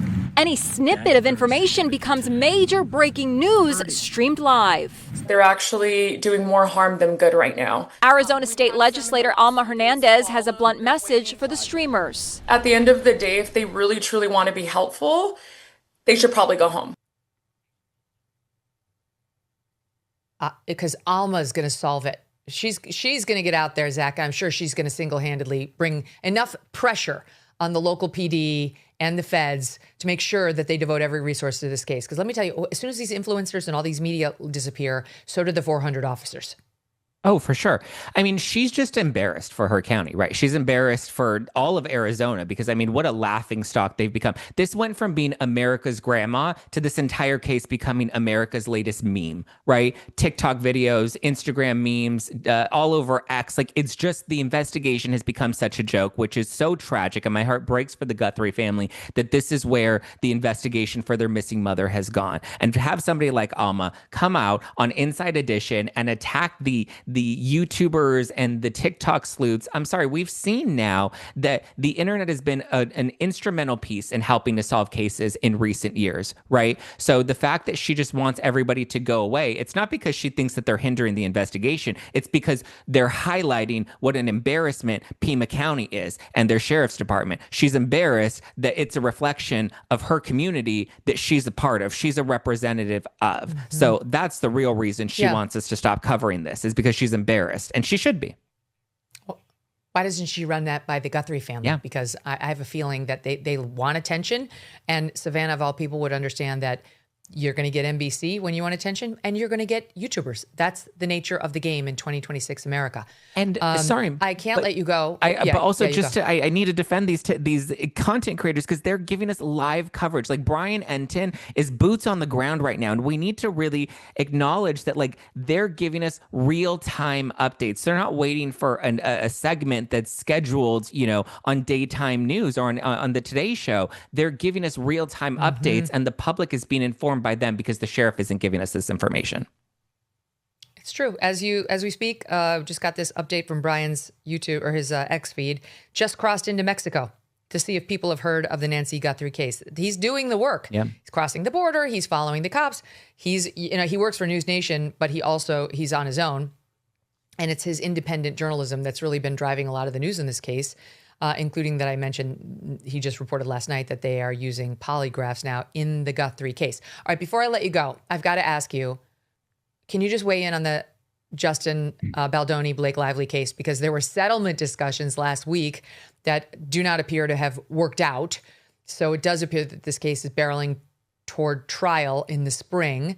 Where do you stand on it? And what do you think is really going on in that matter? Shocker, they didn't reach a settlement. I had heard of some of the terms from both parties and what they were requesting in those settlements, and I did not have faith that they were going to reach a settlement by the end of it. We have trial that's set for May. I think Blake Lively's best case scenario right now, Baldoni's team has filed for a motion for summary judgment. They're trying to get her case tossed out ahead of trial. Judge Lyman has yet to actually weigh in on that. I think Blake Lively's best case scenario is that the judge guts her case completely, because should it go forward to trial, I think she would be obliterated by a jury, because from the evidence that we've seen that's been made public on the docket, she's such a laughing stock, and I think her reputation will be completely obliterated should it go before a jury, because they will laugh her out of that courtroom. So I think her best case scenario, Judge Lyman guts her case. She can come out, do her press tour, say she's going to appeal, say that the law is against women, the patriarchy is winning, and, you know, a rich, entitled actress can't get her case heard before a judge, or before a jury rather, and, you know, she can say that she's still going to be a champion for women. And, you know, she can run that BS narrative. But, I mean, trials... It's not going to happen. It's not going to get thrown out. I don't think this... I love Brian Friedman. He's my lawyer, too. But I don't think this case is going to be resolved on summary judgment. I think they're either going to have to settle or go to trial. The only sad thing is, unlike Depp versus Heard, it won't be on cam, right? Because federal court doesn't have cameras. So we're going to be stuck with a sketch artist trying to bring us the drama, much sort of like P. Diddy. It'll be like the P. Diddy case, which... we managed around, but it wasn't quite as good as having the actual cross-examination. Zach, whatever happens, we will be having you back on to talk about it. Thank you so much. Thank you, Megyn. What a pleasure. Okay, coming up, we're going to have more on the Guthrie case, including a deep dive into that polygraph news, and then an update on the news that we brought you yesterday from Fox News Digital on the searches that were being done online for where Nancy Guthrie lives and what Savannah Guthrie's salary is. All right, that's right after this break. When it comes to your dogs, why does there often seem to be compromise when it comes to their food? It's either fresh and healthy or easy to store and serve. But with Sundays for Dogs, you can get both. Founded by Dr. Tori Waxman, a veterinarian and mom who got tired of seeing so-called premium dog food full of fillers and synthetics, she designed Sundays, air-dried real food made in a human food-grade kitchen using the same ingredients and care you would use to cook for yourself and your family. Everybody's clean. It's packed with real meat, fruits, and veggies. No weird ingredients, no fillers. And best of all, just scoop it and serve it. No freezer, no thawing, no prep, no mess. Just nutrient-rich food that fuels their happiest, healthiest days. Consider making the switch to Sundays. Go right now to sundaysfordogs.com/Megyn50 and get 50% off your first order. Or you can use code Megyn50 at checkout. That's 50% off your first order at sundaysfordogs.com/Megyn50. So the latest today, and there's only a couple of headlines, so we'll make it a quick one today, is this from Brian Enton, who reported this late Wednesday, SOT 50 here. I was able to confirm that they are using polygraphs when it comes to clearing people in the Nancy Guthrie investigation, and that it's been going on for a while. I'd actually heard about it for a while, but I was able to finally report it today just based on the sources that I was talking to. And this is pretty common in other cases that I've covered. You know, polygraphs, essentially lie detector tests, are not admissible in court, but the law enforcement, the FBI, will use them behind the scenes during the investigation just to clear people. And so that is happening in this case, and I'm told they have used polygraphs to clear people in the Nancy Guthrie case. So that's new. Okay, but then Fox News' Matt Finn, about an hour and a half after that, reported, Sheriff Nanos tells me the polygraphs today are for new hires. And then Brian Enton responded an hour later saying the polygraphs I'm reporting about were not today. So it's pretty interesting because the sheriff, I don't know how Brian found out that polygraphs were being given. I didn't hear him say exactly who told him in that report, but clearly the sheriff tried to tamp it down by saying those were for new hires. But Brian's information goes back to earlier. So it seems to me, you tell me, well, but it seems like he's trying to hide the fact that he started to polygraph people, which we were told earlier in this case is not a standard practice for the sheriff's office. Yeah, it's an interesting one, Megyn. Thank you again for the invite on your show. The problem with polygraphs is they're not a precise science, despite what one may have heard or seen, certainly on TV and in the movies. And where it is precise is if, for example, I said, and yeah, I was doing a polygraph on you, Megyn, and said, did you go to Starbucks this morning? You would come back with a typical yes or no. Now, that would be very easy to determine. If I said to you, because you'd had a bad morning, Megyn, did you go and get a coffee at Starbucks and intend to rob the place? What it won't be able to pick up is intent. So it's a sort of base level. It's not the answer to everything. But the fact that they're using it in the background is kind of interesting in terms of determining certainly just some of the categoric facts of what they may want to identify in terms of people's movements or people's specific activities. And remember, it has to be, it's based on specificity. I'll try and get my teeth in today. That's a tough one, specificity. Yeah. I hear that. I'm of two minds because I do find it very telling. Like whenever you listen to the Dateline and they give the polygraph, the murderer always fails it. Like you rarely hear that he passed it when he was actually the murderer. They usually fail.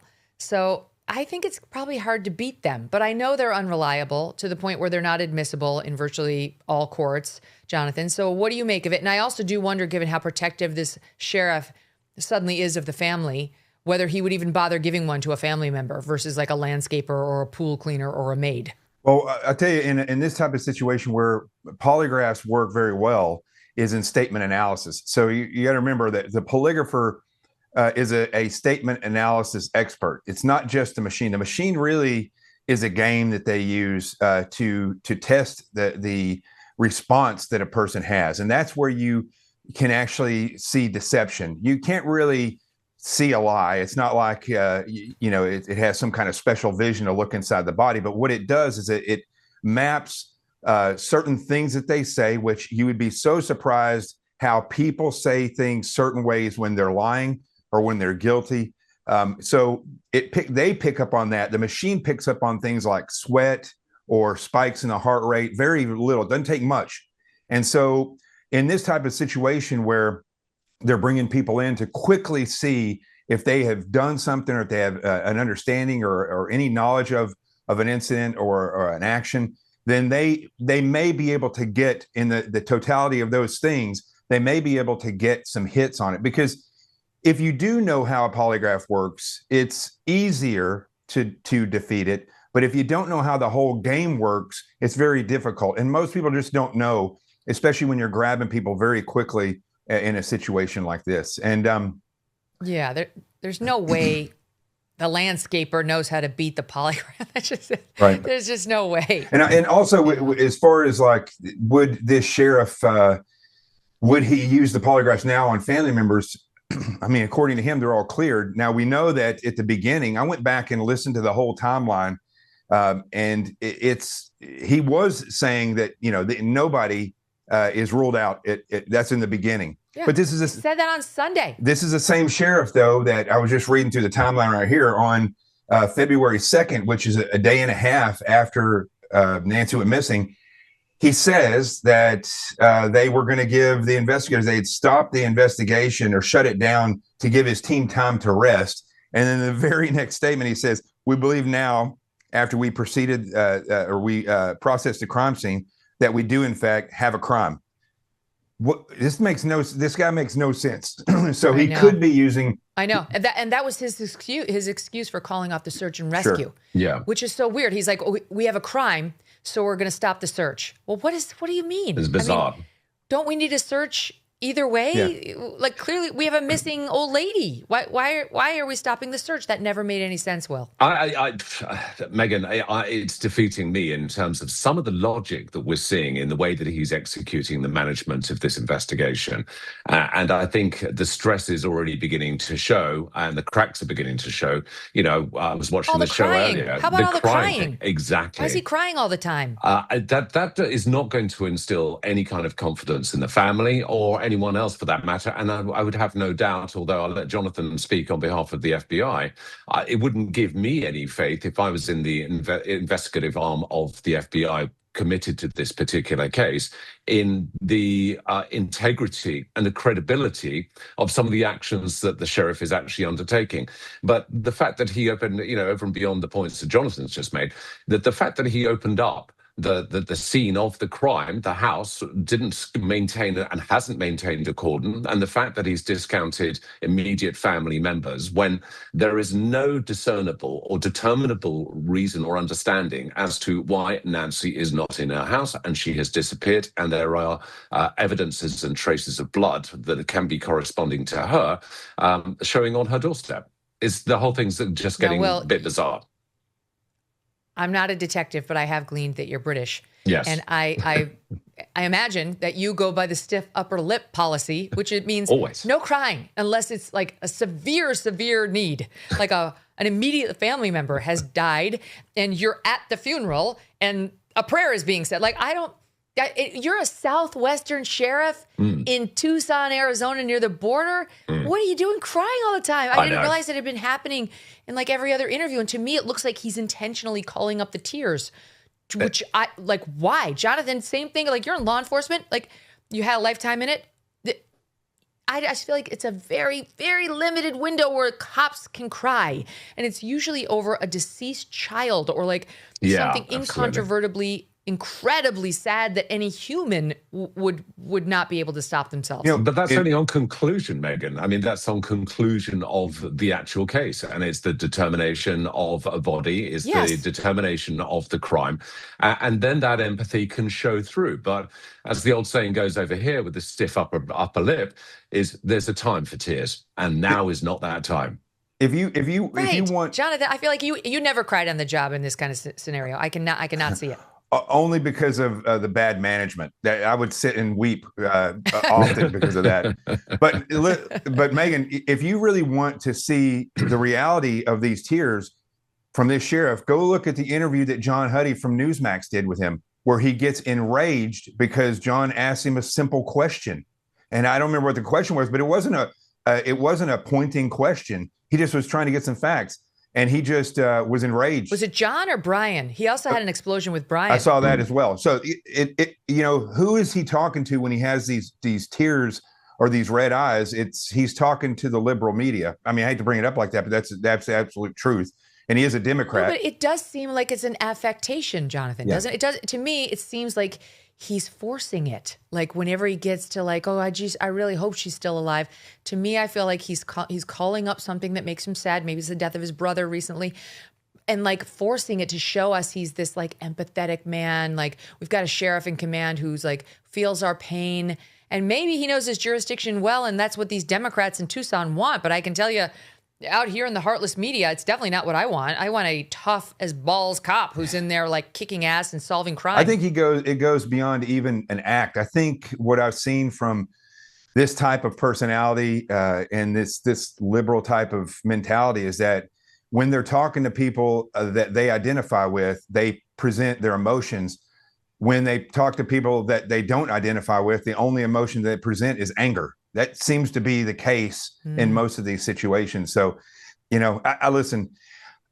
As long as the investigators that are on there doing the real work are working hard and diligently doing what they need to do, I think we'll get closer to resolving this eventually. But I just have lost faith in law enforcement executives. I mean, I lost faith in that a long time ago. Well, you're not it. Listen to this. Here's the former Pima County Chief Deputy Sheriff Richard Carmona, who has spoken out now on behalf of not just himself, but it sounds like some other law enforcement out there in Pima County in SOT 53. Many of my colleagues in law enforcement here had some concerns with the way the sheriff was managing this, and especially his communication, or very poor communication, to the public, making statements that were, well, quite frankly, just awful and incorrect, and taking actions that were incorrect as well. So a number of us decided we needed to say something about it, because we did not want it to reflect on our community and the Sheriff's Department, which has been an extraordinary law enforcement agency that I worked with for 3 decades and had a national reputation. But this aberrancy hopefully will go away, and we'll get back to doing what we're supposed to do. But I speak for most law enforcement in southern Arizona, that we are very unhappy with the way this sheriff has conducted himself during this very important investigation. In asking what my colleagues feel, all of us have been very embarrassed with the way law enforcement has been represented here. Let me tell you something, Will. Yeah. I think I know why the sheriff's doing one-on-one interviews with media now instead of a presser. Go on. No FBI. Ah. You don't have to worry about the FBI. It's just the Sheriff Nanos show. It is the sheriff show. That is absolutely so obvious. I mean, and the thing is it also is showing that he doesn't have the experience to be able to manage a case like this. I've managed some instances which have been significant and undeterminable in the first instance, and it takes some time to actually pick it to pieces to determine and find out and establish what's actually happening or what has happened. And these are marathons. They're exhausting. You work on and operate on little sleep. And he fits the profile, the type of individual that, comes in very robust in the first instances, but cracks after a very short period of time. They have little puff inside them, and they are spanked within a very, very short period of time.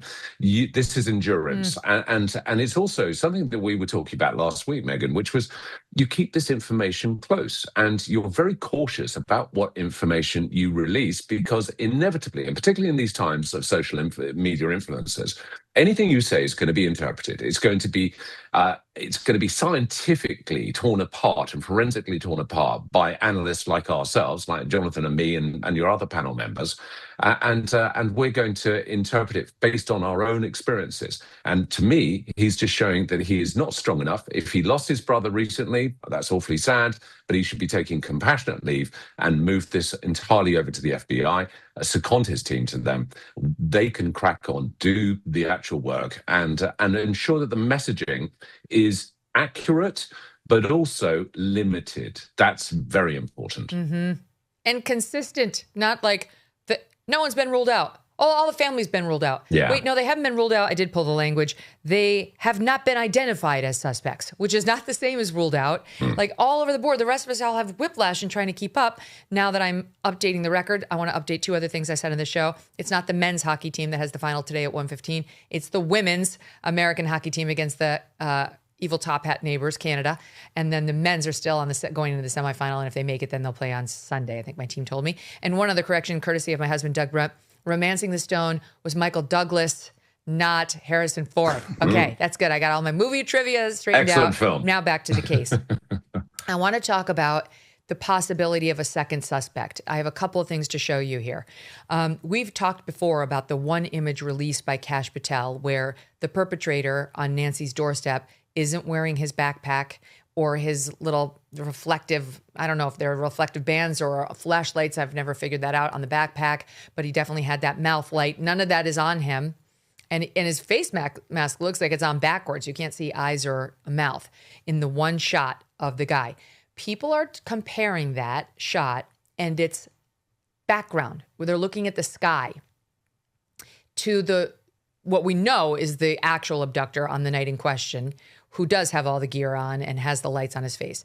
And the night that Nancy was taken, it was apparently a full moon. It was brighter out in the sky than it normally is. They don't allow really a lot of lights on in Tucson. And you can see that in this side-by-side, that where we see the, for sure, abductor, the guy who messed with the doorbell, the sky's a little lighter. And then on the right, you see the guy without all the stuff on him, and the sky is definitely darker. And every time we've taken a close look at these photos, we see the difference. The sky is lighter with Backpack Man, and it's darker with non-Backpack Man.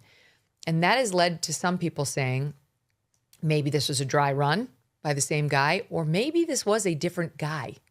Maybe this was an entirely different guy. And here's the second piece on, I don't think it's a different guy because the outfit looks the same to me, but okay, let's just keep an open mind. Here's the second piece of that.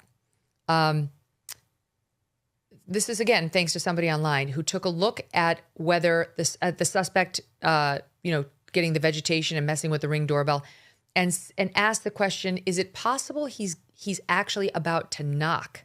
That he was about to knock on that door, with the theory that somebody might have been inside, like an accomplice might have been inside the property. Let's look at that VO. It's V52, and I know what they mean. You see the guy with the backpack walking up. It looks like he's about to knock right there.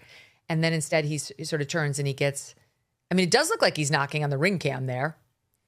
But what do you guys think about the possibility that A, there were two of them, or B, that those two photos were not even taken on the same night, and that the one photo of the darker background is this same perp doing recon in advance of the big night? I think when we look at that video, it depends on where that camera is located, because if it's right above where the doorknob is, it almost looks like he's reaching to see if the door is unlocked as he covers the camera. That's what that almost appears. You can see the doorknob right there.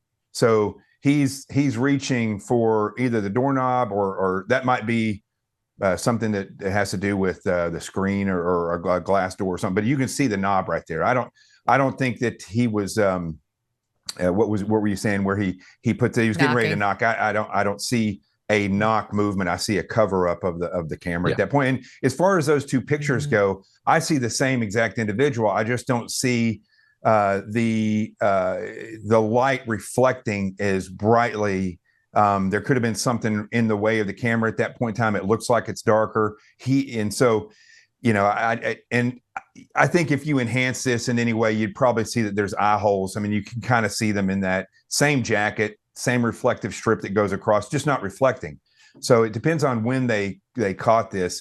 But I would say from stature and clothing and the colors of the mask and the gloves, it looks like the same exact individual. What do you think, Will? Well, my gut is leaning on your second question, Megyn, because I agree entirely with Jonathan and his perspective on that. My position on whether there was more than one person there on the night would be leaning more towards it being a single individual. And the reason for that is based off one of the sheriff's spurious briefings and interviews that he gave. When the question was asked, and I spoke with a panel during one of the breaks last night about this, he was asked about the retrieval of the cameras and the recovery of, obviously, the imagery from Google, from the Nest camera. And what the journalist sadly missed the opportunity of is that the sheriff mentioned cameras in the plural. And the journalist didn't sadly press him to ask him how many extra cameras there were. And my hopes would be that if Cash released one photograph, if these other cameras were there, unless they had failed, and there's no reason why the sheriff couldn't say, those cameras weren't operational and they had failed for one reason or another, why there wouldn't have been footage captured from those of a second individual who might have been coming into the rear of the property. So at the moment, until some evidence is proven otherwise, I think we're only looking at one individual. But that's on the night of Nancy's disappearance. This advanced reconnaissance, that's not untypical. Even burglars might come and do what we call a soft probe, and that is just to test the house to see what security there might be, what levels of resistance they're going to have. The one thing we know with burglars, they're always looking for that path of least resistance. So they want it to be easy, and that's why I've discounted the fact that this is potentially a burglary. I think there is more to it, and obviously the fact that Nancy's disappeared. What that actually is, again, we have yet to find out. Yeah, we don't know. All right, updating the report on the Google searches yesterday, Google pushed back on the Fox Digital report somewhat, and they say Google Trends does not show actual volume of queries. Just to update the audience, yesterday on this show, we broke the news that Fox had broken on its digital property, that they had found, Google Trends had found somebody had searched for Nancy Guthrie's address on Google on certain dates preceding the kidnapping, abduction, and had searched for Google images of her show. And then someone, it may not have been the same someone, searched for Savannah Guthrie's salary. And now Google, after later in the afternoon, they pushed back with Fox News Digital saying, we do not show actual volume of queries. So the suggestion that an individual person did a given search is not something you can claim, at least not based on our Google Trends tool. Very important, they say. For queries with very low or even no search volume at all, Google Trends charts will show statistical noise as a privacy protection measure. Because of this, Google Trends charts are not definitive evidence of a specific search having occurred. It sounds like they're trying to say, they'll only register it if a few people searched for it. And if it's just like one person, you would see it as noise on their trend line. But something showed up that Fox Digital found it, and they were clearly pointed to it. They say Fox News has learned, and I don't know who pointed them to it.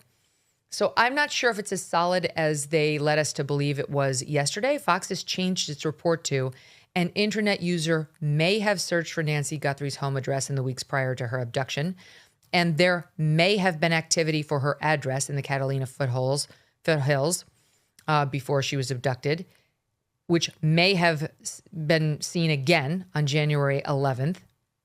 And then they say her salary, Savannah's salary, may have been searched from Tucson sometime just before the abduction. So it's a little softer today. We gotta say goodbye to our SiriusXM. Well, we gotta sign off for this hour because I'm going to turn it over.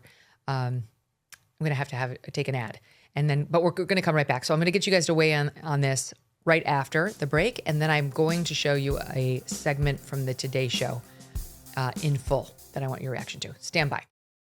All right, guys. So what do you make on Google Trends pushing back on the Fox Digital reporting and saying you can't really know what you purported to know? And if it were just like one person doing a search, it wouldn't register at all. Will, thoughts? Okay. Would you like my cynical side, Megyn?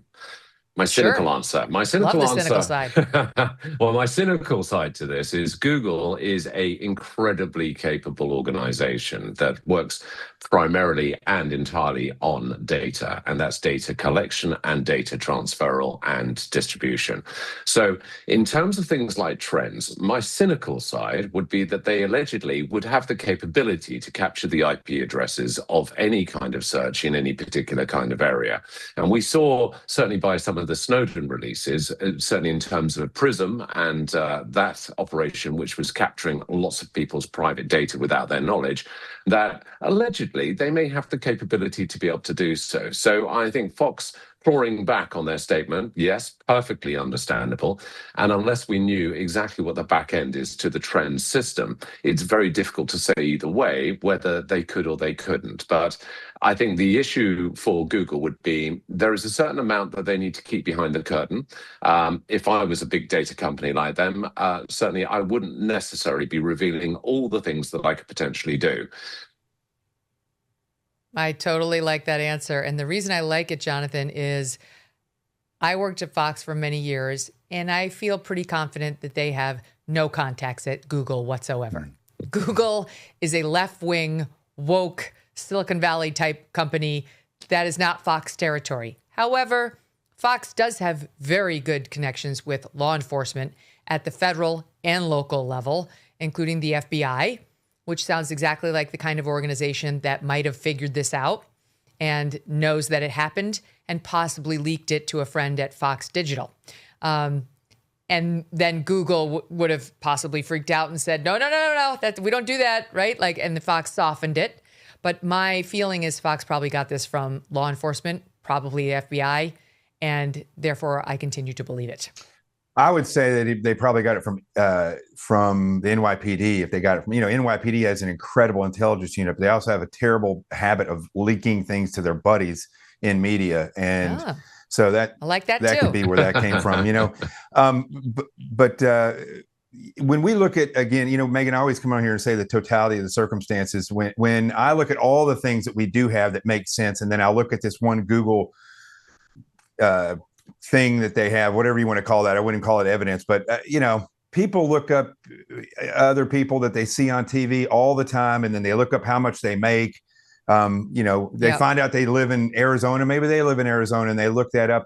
I don't put much stock in that. I wouldn't discount it. I mean, if I could dig something up and find an IP address, I would do that. I mean, crazier things have led to solving a case. So I wanted to say one thing. I don't know. Especially if it was the same person. Yeah. If it was the same person who looked up Savannah's salary right around when they looked up Nancy's home. Well, there's one thing that we talked about, or you played on the other show, that I would still think that law enforcement needs to look into some of this stuff, was the excerpt from the book where she talks about the kidnapping game that she had with her cousin.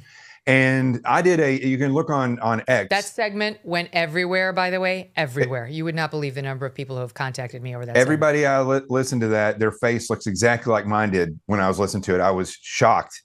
And so I've been talking about this, about the distance they could have traveled before the sun came up if they were there until close to 3 o'clock in the morning. And twilight is about 5:40. So I did a post on X where I show a circle that encompasses anywhere you could go within basically 2 hours, because I believe that is where they would at least have either dropped her body if they had it, or they would have stopped and waited until they could move her comfortably. And as the sun comes up, it's a terrible time to be moving somebody. And that's about 2 hours. Mm-hmm. And what's interesting is inside of that space, when I was re-listening to that last night, that segment, she talks about how her cousin would put them in the car, and then they would go and stop somewhere between Tucson and Phoenix and call the mom. And when I heard that, listening back to that, that's within that circle heading towards Phoenix. And, I mean, stranger things have happened where if either somebody heard this, or there could be some family member who has some kind of weirdness about fixation on them and they don't like them, and they basically did the same thing. I would start looking between Tucson and Phoenix. These are the types of clues that you could go on. If you're going to look at one search on Google, then you should be looking at this type of stuff as well. That is so coincidental that it's creepy. And so it is. So this is where social media influencers do a fantastic job, by the way, Yeah. where where cops say, social media influencers say, I'm going to look at that. I don't have it in front of me. Well, we named the woman who found it, who we got it from when we first did it. And it was a social media person. It's like the same person that all these Inside Edition and this local representative are saying, get out and stop covering this case. No, it's a no. Go ahead, Will. No, I mean, I again, in addition to what Jonathan was saying, the two things I'm really interested in is the retrieval of any footage in the neighborhood by neighboring residences of the patterns of behavior, any particularly unusual vehicles that can't be attributed to any of those residences or to a particular business or to a specific individual that could be discounted. It's that pattern of life happening in the neighborhood, which I think in the preceding weeks, which is really key, because anybody who's going to be carrying out a malicious attack, a murder, assassination, a kidnapping, they're going to plan their operation remotely. They will retrieve as much information through open source, going onto Google Earth, looking at various things, seeing if the fabric, the landscape has changed right up until the very last minute for when they actually carry out their operation. And the second thing is the cellular data, and the cellular data from the local towers. It'll be mapping again and attributing some of the IMEIs to various residents and determining what some of the foreign ones, the IMEIs to the residents. So the particular handsets to... What's an IMEI? IMEI. So that's the identifying number to each handset. So your cell phone will have a totally different one to Jonathan's as it will to mine. But what it will do is it's your own personal signature to your device. And it will be very easy and very simple to actually go through that data very, very quickly to determine, okay, this IMEI is the immediate neighbor to the left of Nancy. This IMEI is the neighbor to the immediate right, opposite, so on and so forth.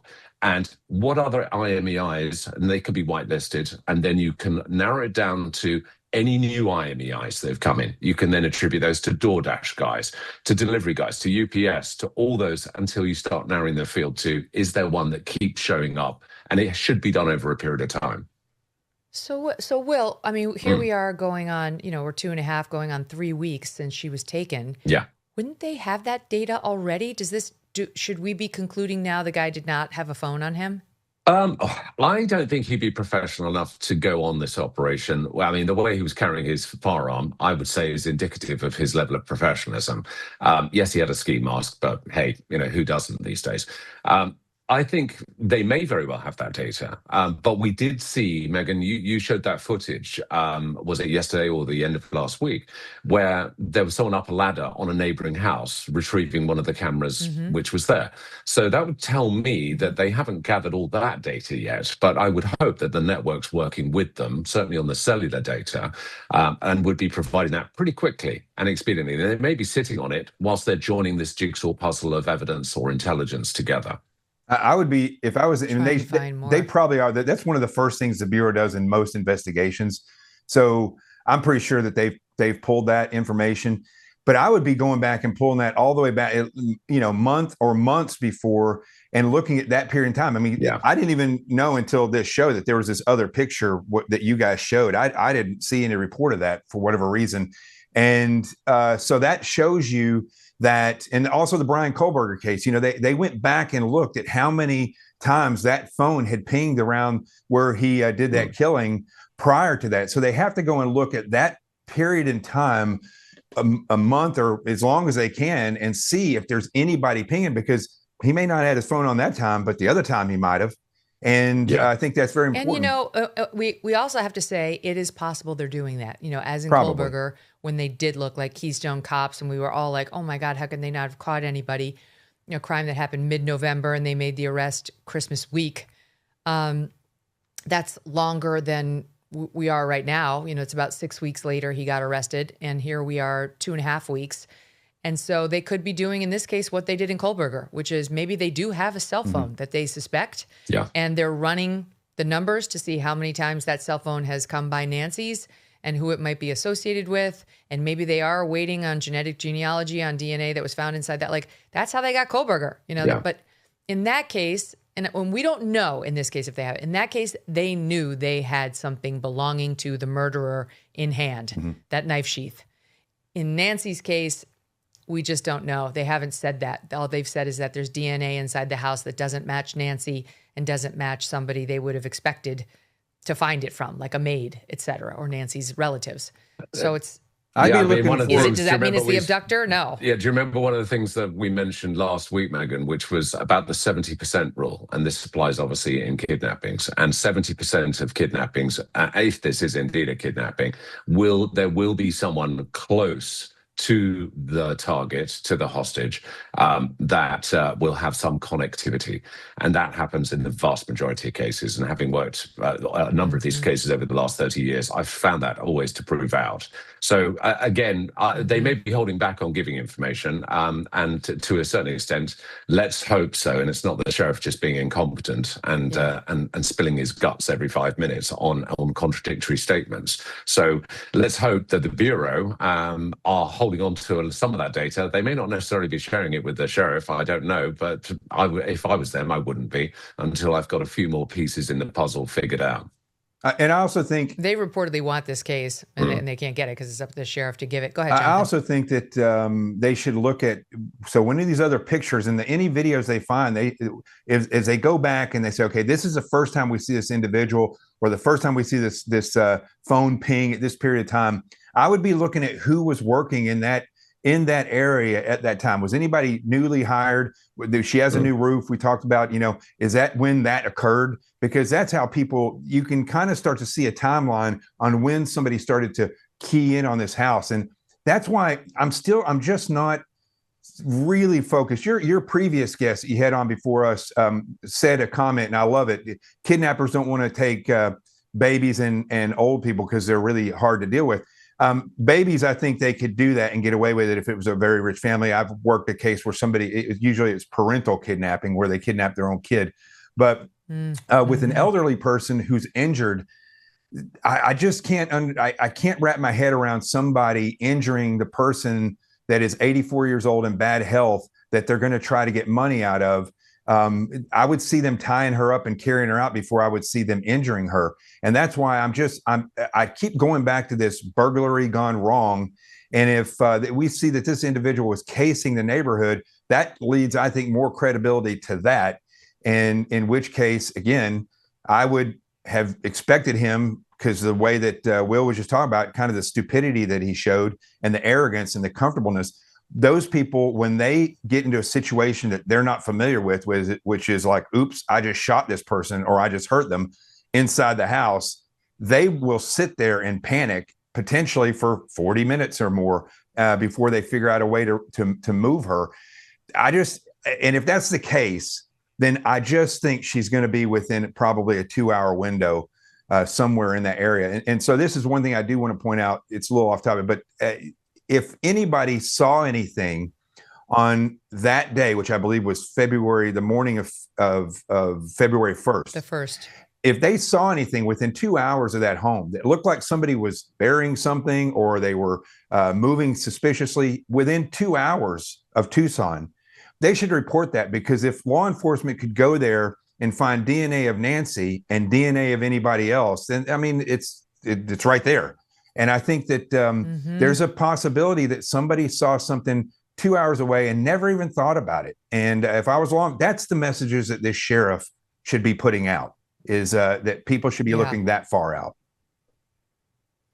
All right. Last but not least, I wanted to touch on this. We've shown now a piece of the Today Show segment featuring Nancy when Savannah went back home to Tucson for, it was like a homecoming series that they did for all of their anchors. And my executive news producer, Canadian Debbie, we call her, she's been saying since the beginning, you've got to show the whole thing, like show more, because it's a very telling piece of tape that they ran. We've shown the only part that shows Nancy, but I'm going to show you guys what they put on the air involving Savannah leading up to that moment when we included that moment in it. So just look at this. This is I'm really excited about this. When people ask me, where are you from? I'm always proud when I say Tucson, Arizona. I grew up there, went to college there. My mom still lives there. And honestly, a part of me has really never left. I can't believe it. I'm back. This is my alma mater, the University of Arizona. It's just as beautiful and sunny as it ever was. But I want to meet some real students of today. We're all reading magazines with Savannah on the cover. I know just where to go. Not believing their eyes. Where is everybody? Welcome back home, Savannah. There's a marching band suddenly.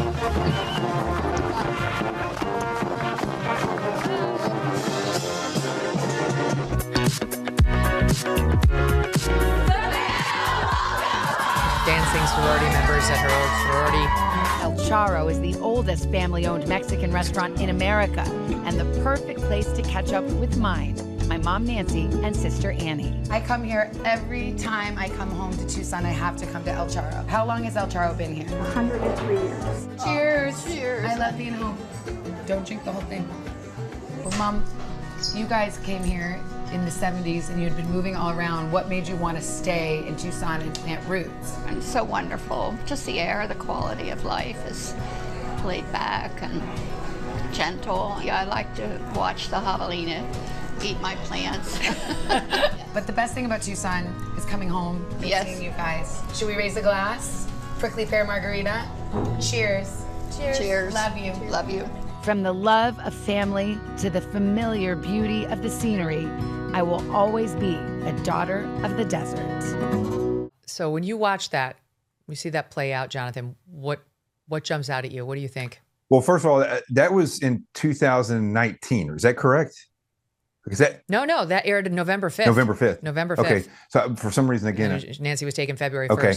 So the date in which that was kind of is kind of telling, because that is recent, not far away. I think there must have been something when I looked that up. I saw a date of. Oh, they're always doing right. that. So they're always doing stuff. So like that's, I mean, that would lead more to the possibility that somebody latched onto that and that somebody may have seen that and then and searched her. I would like to know when that search was, or that they said it was right before she disappeared. I guess what I'm saying is these timelines and when these things occurred. Well, listen, wait, let me just tell you, the Google Trends thing and the Fox News report said that Savannah Guthrie's salary may have been searched. Now they changed it to may have been from Tucson between December 13th and December 20th. So it would have been a month after that. So, you know, I don't know. I look at these different things that occurred and it's hard to put them together, but it's always possible that somebody clicked and they saw that, and then they started planning from that point forward. So that could be why it took a while for them to get to that point. But I tell you, one thing I did notice is how her sister, again, I don't want to bring anything up, and I know the sheriff doesn't like this, but her sister just kind of seems like the sidebar of the conversation. And again, when you have one sister who's famous, one brother who's a fighter pilot, and then you have a sister who is a poet who's married to a guy in a band, it's just, I don't know. When I look at all these different, and they're doing the labor's work on, and they're the ones who live the closest to the mom, and maybe the ones that aren't the closest, even though they live in proximity. I don't know. I wouldn't rule them out, and those are things that pop out to me quite a bit. And by the way, so that there's the one search for Savannah Guthrie's salary dating between December 13th and 20th. Then they say between November 30th and December 1st, a Google image search for Nancy's address. So it's not long after that segment. It's not the day of the segment, but the segment then went up on the Today Show's website and has lived there ever since. And what jumps out at you, Will, watching that? Well, I think the dates are very important. If Google came back and said that the search was actually foundationed or initiated out of Tucson, that would tell me that Google has a great deal more information about the IP address than it does anything else. Which and says it does say, it does say, may have been searched from Tucson. Savannah Guthrie's salary between December 13th and 20th. Oh, and by the way, we also record these cameras that you don't know. You know, there's a lot that Google's doing. I think it's being very clear here that we're able to see. Yeah, through its Nest camera. That's exactly right. The guy in Ring, we played this yesterday. He was like, our cameras don't do that. If you don't pay for this subscription plan, we don't record. There's no extra tape lingering anywhere. But Nest, thankfully for us in this case, but to the surprise of many Nest camera owners, is recording even when you don't think it is. Keep now going, that's an interesting aspect, isn't it, Megyn? That they will actually be recording when you believe it's passive or it's not actually operating. So again, having operated in some darker areas of the cyber world, let's just put it that way, and I probably won't elaborate. Let's just say there's a lot of capability and technology out there that the general public is not going to be aware of some of the abilities that some of the big tech companies have. And I would say there was a bit of a reveal in the fact that the search was initiated from the Tucson area, because that's a little too precise for my liking. That's such a good point. Let me tell you what I noticed in that video, having now watched the whole thing. It was done, within 2 months of the time Nancy Guthrie was abducted, went missing. She said, my mom still lives there at the beginning of the segment. So you didn't even have to watch long to find out where her mom lives. She then said it again and interviewed her own mom, like, what made you want to stay in Tucson all these years? So now again, we've reaffirmed that the mom lives in Tucson. They show the name of the restaurant, El Churro, and she says, whenever I come home, this is where we go. So now you're getting closer to knowing what neighborhood she's in, because no 84-year-old travels 30 miles to go have her dinner. She said this is one of the family favorite restaurants. And so now you're getting closer and closer to where Nancy is.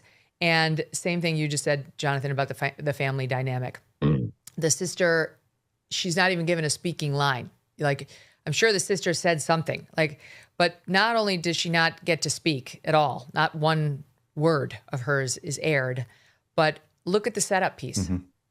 It is a marching band for her sister. It is a hero's welcome at the sorority.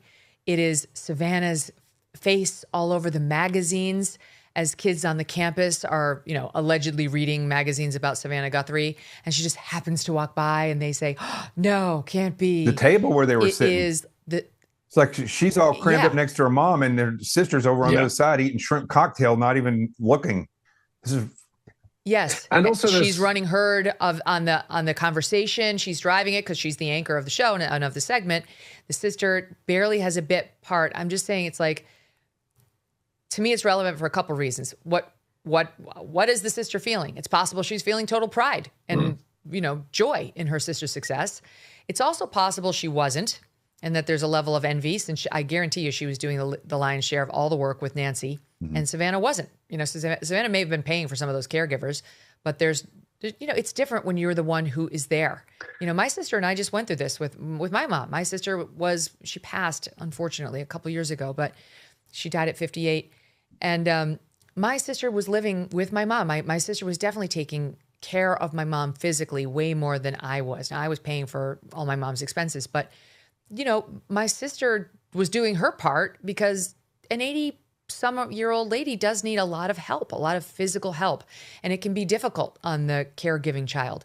So there's that dynamic. But the second thing is, it's not a great idea.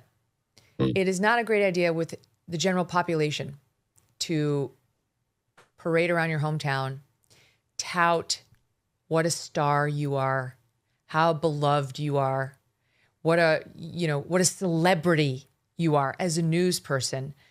It's in my view, that can only lead to bad things. It can lead to envy by some at home toward you, because there are a lot of people who actually are not rooting for you when they see things like that. It can spark somebody's idea on like, I'm gonna end that. I want to disrupt that. I don't appreciate that joyful, I'm a celebrity and everybody loves me situation, and I know just the way to bring an end to it.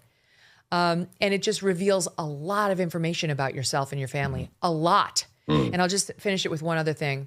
When I was at Fox and I was first like coming up, you know, I was making a name for myself and becoming better known, Bill O'Reilly pulled me aside and said, don't reveal anything about yourself personally.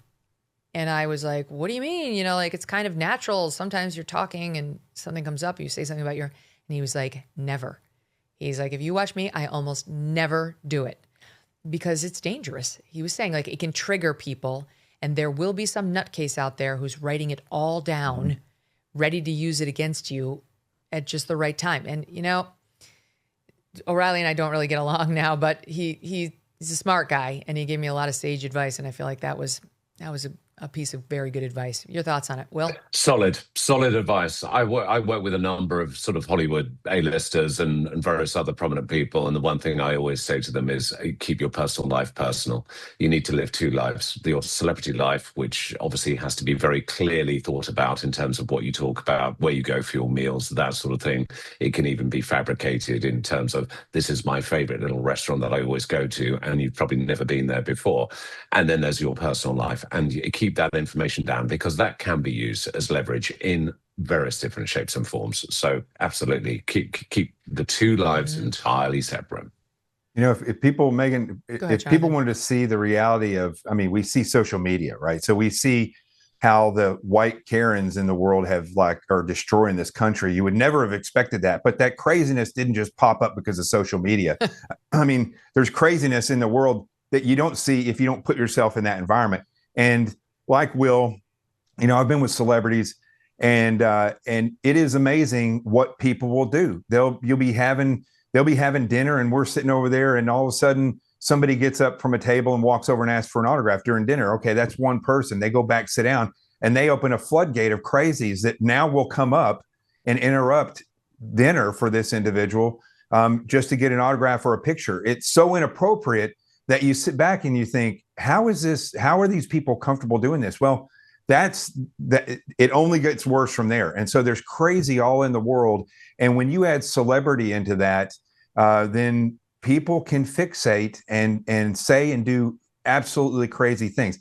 I still think, though, when we look at the totality of the circumstances and we look at how this individual acted, now that we know that he was around that area before that day, I keep thinking of somebody casing the environment, casing that area, and the behavior is more like a criminal, like somebody who's going in to burglarize a home, than somebody who is going in there to remove an individual. Most of the issues I've seen when it comes to kidnapping, they are stalking somebody, not walking up and covertly looking at the house with full mask and gloves and everything on, because that could lead to them getting caught. And when you're trying to kidnap somebody, you want complete anonymity. So I don't know. There's just issues about this kidnapping versus burglary that, when you look at how many of these people, I mean, how many of these videos have come out with people just walking up to people's doors? That is some of the creepiest stuff that's out there. How many people are poking around neighborhoods at night? And again, the evidence will lead where it needs to go. Let me tell you something right now. You come to my house, it's going to be like starring in an MGM movie. You have no idea how many angles we will have you on camera from, and there are many other measures that we've taken beyond. So a face mask is not going to help yappy you. Dog. Nothing's going to help you. A yappy dog is the best security thing. There are many layers of protection, and you have to. What were you going to say, Will? No, I was just going to say that no, I understand where you're coming from. I still believe this was an abduction or a kidnapping that has gone wrong. I don't think there were enough items of value that were removed from the property, even if the accident or there was an accident and the death of Nancy occurred through the process. And then there's the removal of the body.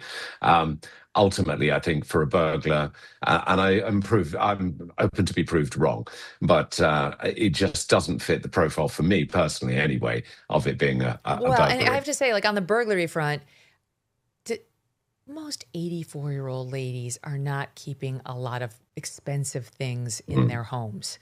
First of all, they were all raised in a certain era where that wasn't done. You know, I mean, I think they tend to be frugal. I know a lot of 84-year-olds. I do through my mom. That's not where you go if you want really good loot. You know, I think you go more to like the 40-year-old couples or the 50-year-olds couples who have made money and they haven't given it all away. You know, they're not living more humbly now that they're elderly. I think most elderly people live somewhat humbly just because they don't want to deal with a bunch of stuff. And most are thinking about end of life and they don't want to pass down a bunch of hassles to their they've given it away already. Once they're gone. I'll just say they've that given it away or they've made sure it's not cluttering, you know, that kind of thing. Go ahead, I'll say this in response. And first of all, Will and I looking at this from different directions, that's okay. That's the way investigations work. Yeah, no, I like it. The way it should be. We got to keep it all open. And you got to continue to look. I mean, a really ferocious investigator says, no, I think this is it. That's okay, as long as you're not letting that guy guide the entire investigation. If he wants to look in that, that's good. If that individual if Will wants to look over there, that's great. You know, but Megyn, I'll just say this about what your comment was there about 84-year-old women. When you are 84 and you as successful as you are and the things you will have acquired, somebody looking at your home and identifying you is going to see a home totally different than an 84-year-old woman who, you know, retired when she was 60 from teaching school, right? So yes, you're correct about that 84-year-old woman, but we're not talking. Nancy Guthrie is not that 84-year-old woman. She's wealthy and she lives in a wealthy neighborhood, and people in those wealthy neighborhoods do keep stuff in their homes. And it could have been, you know, that's true. And we don't even know necessarily that he knew an 84-year-old lived inside. Maybe not. Like we actually don't know whether he knew who lived in there. He might have thought it was somebody younger. It's $1 million home. It's a nice neighborhood. It's set back where I can get in and get out without getting seen by anybody. I've never asked. In fact, this would be an interesting question to ask. Are the neighboring houses nicer? Like, it might be something that could be relevant. You know, like, do the other neighbors' houses dwarf Nancy's, or does her house dwarf theirs, or are they all pretty much the same? Like, hers is worth about $1 million. Was there one worth $5 million 2 doors down? That might be kind of relevant to this. I think another good question to ask Megyn is also the current status of that property, the condition of that property. You know, was that property well maintained and well kept? You know, the lawns were manicured and the bushes had been trimmed. A new roof, that's very telling. You know, or a new roof, for example, good point, or an expensive vehicle that's parked outside. Burglars will generally profile, and even kidnappers will, they will profile the property by the current state of it and what it presents. Does it represent any visible value? And yes, for an elderly lady like Nancy, she may not demonstrate, she may have a very typical standard vehicle. It may not be very expensive. She may not have spent a lot of money on the property itself, but it's the condition of it. How is it being kept in comparison to the other houses and other residences in the neighborhood? And, you know, and living in Arizona, I will tell you this, that the rich communities in Arizona are the darkest communities because they, as you see, you can't quite, they kind of hide their house with the shrubbery and things like that. So it would be very easy to poke around in those areas. And, you know, when he's standing out there looking around, he could be looking for floodlights. He could be listening for dogs and looking for all the things that you have in your house, Megyn. And so I think if he did key in on her personally, then it would be easier in that neighborhood, because I've never been there, but most likely from what I've seen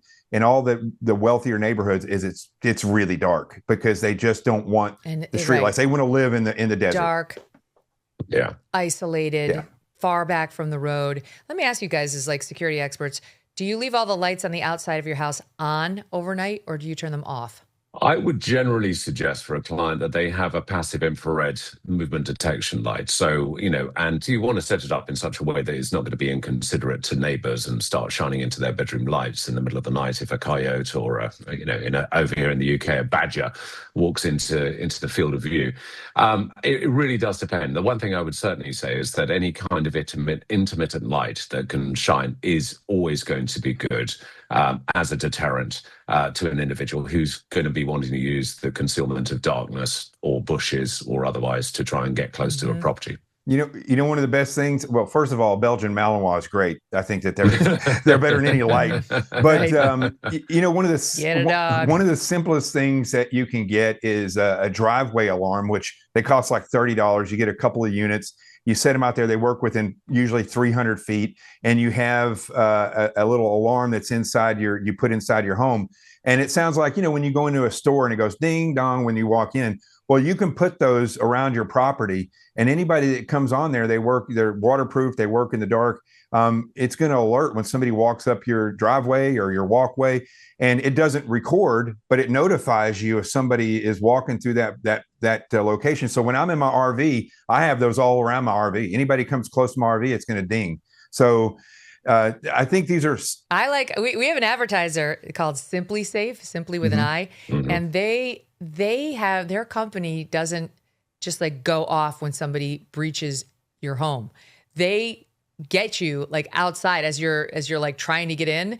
It goes off and somebody starts yelling at you like, intruder, the police are on their way. Works. I'm like, this is the thing to do. Scare the bejesus out of them before they get in. Like it's great once they're in to scare them, but like be much better to be like, we see you, the cameras, the 911 is on its way. Like you're screwed. And then, 99% will run. They don't, it's not worth it to them. It's not like the made up stuff we see in Mr. and Mrs. Smith where it's like, you're the target and I'm going to get you no matter what.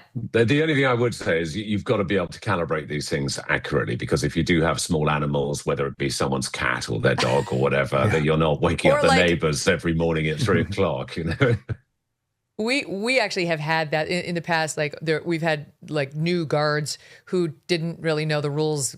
Thanks to us, it was our fault. And like our little one's friend would get like dropped off and start walking up to the house, and like, this kid's like, oh.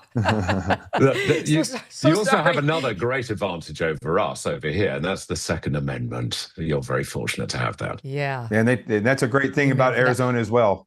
Is yeah, but by the way, we're sorry for your eighth in line over there in the news of his arrest today. Will, we're not. I'm a royalist, Megyn. I'm not.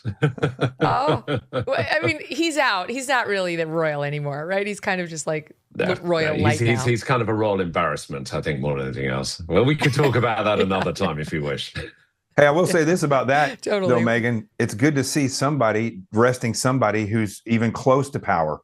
I have a real problem with the way this never occurs. And so that's, I think, is amazing. And I wish we would see more of that in this country. You know what? And now if the UK could only get going on all the Pakistani rape gangs, that would be terrific. Don't even get me started on that, Megyn. Don't even get me started on that one. Right? Like, okay, now that we're in the mood to arrest, I got a whole bunch of other people for you to look at. All right, guys. Thanks, as always, to be continued. You got it. Thank you, Megyn. Thank you, Will. All right. We'll talk soon. Wow. And thanks to all of you for listening. Tomorrow on the show, we've got Maureen Callahan here for the full show. We need that, don't we? See you tomorrow.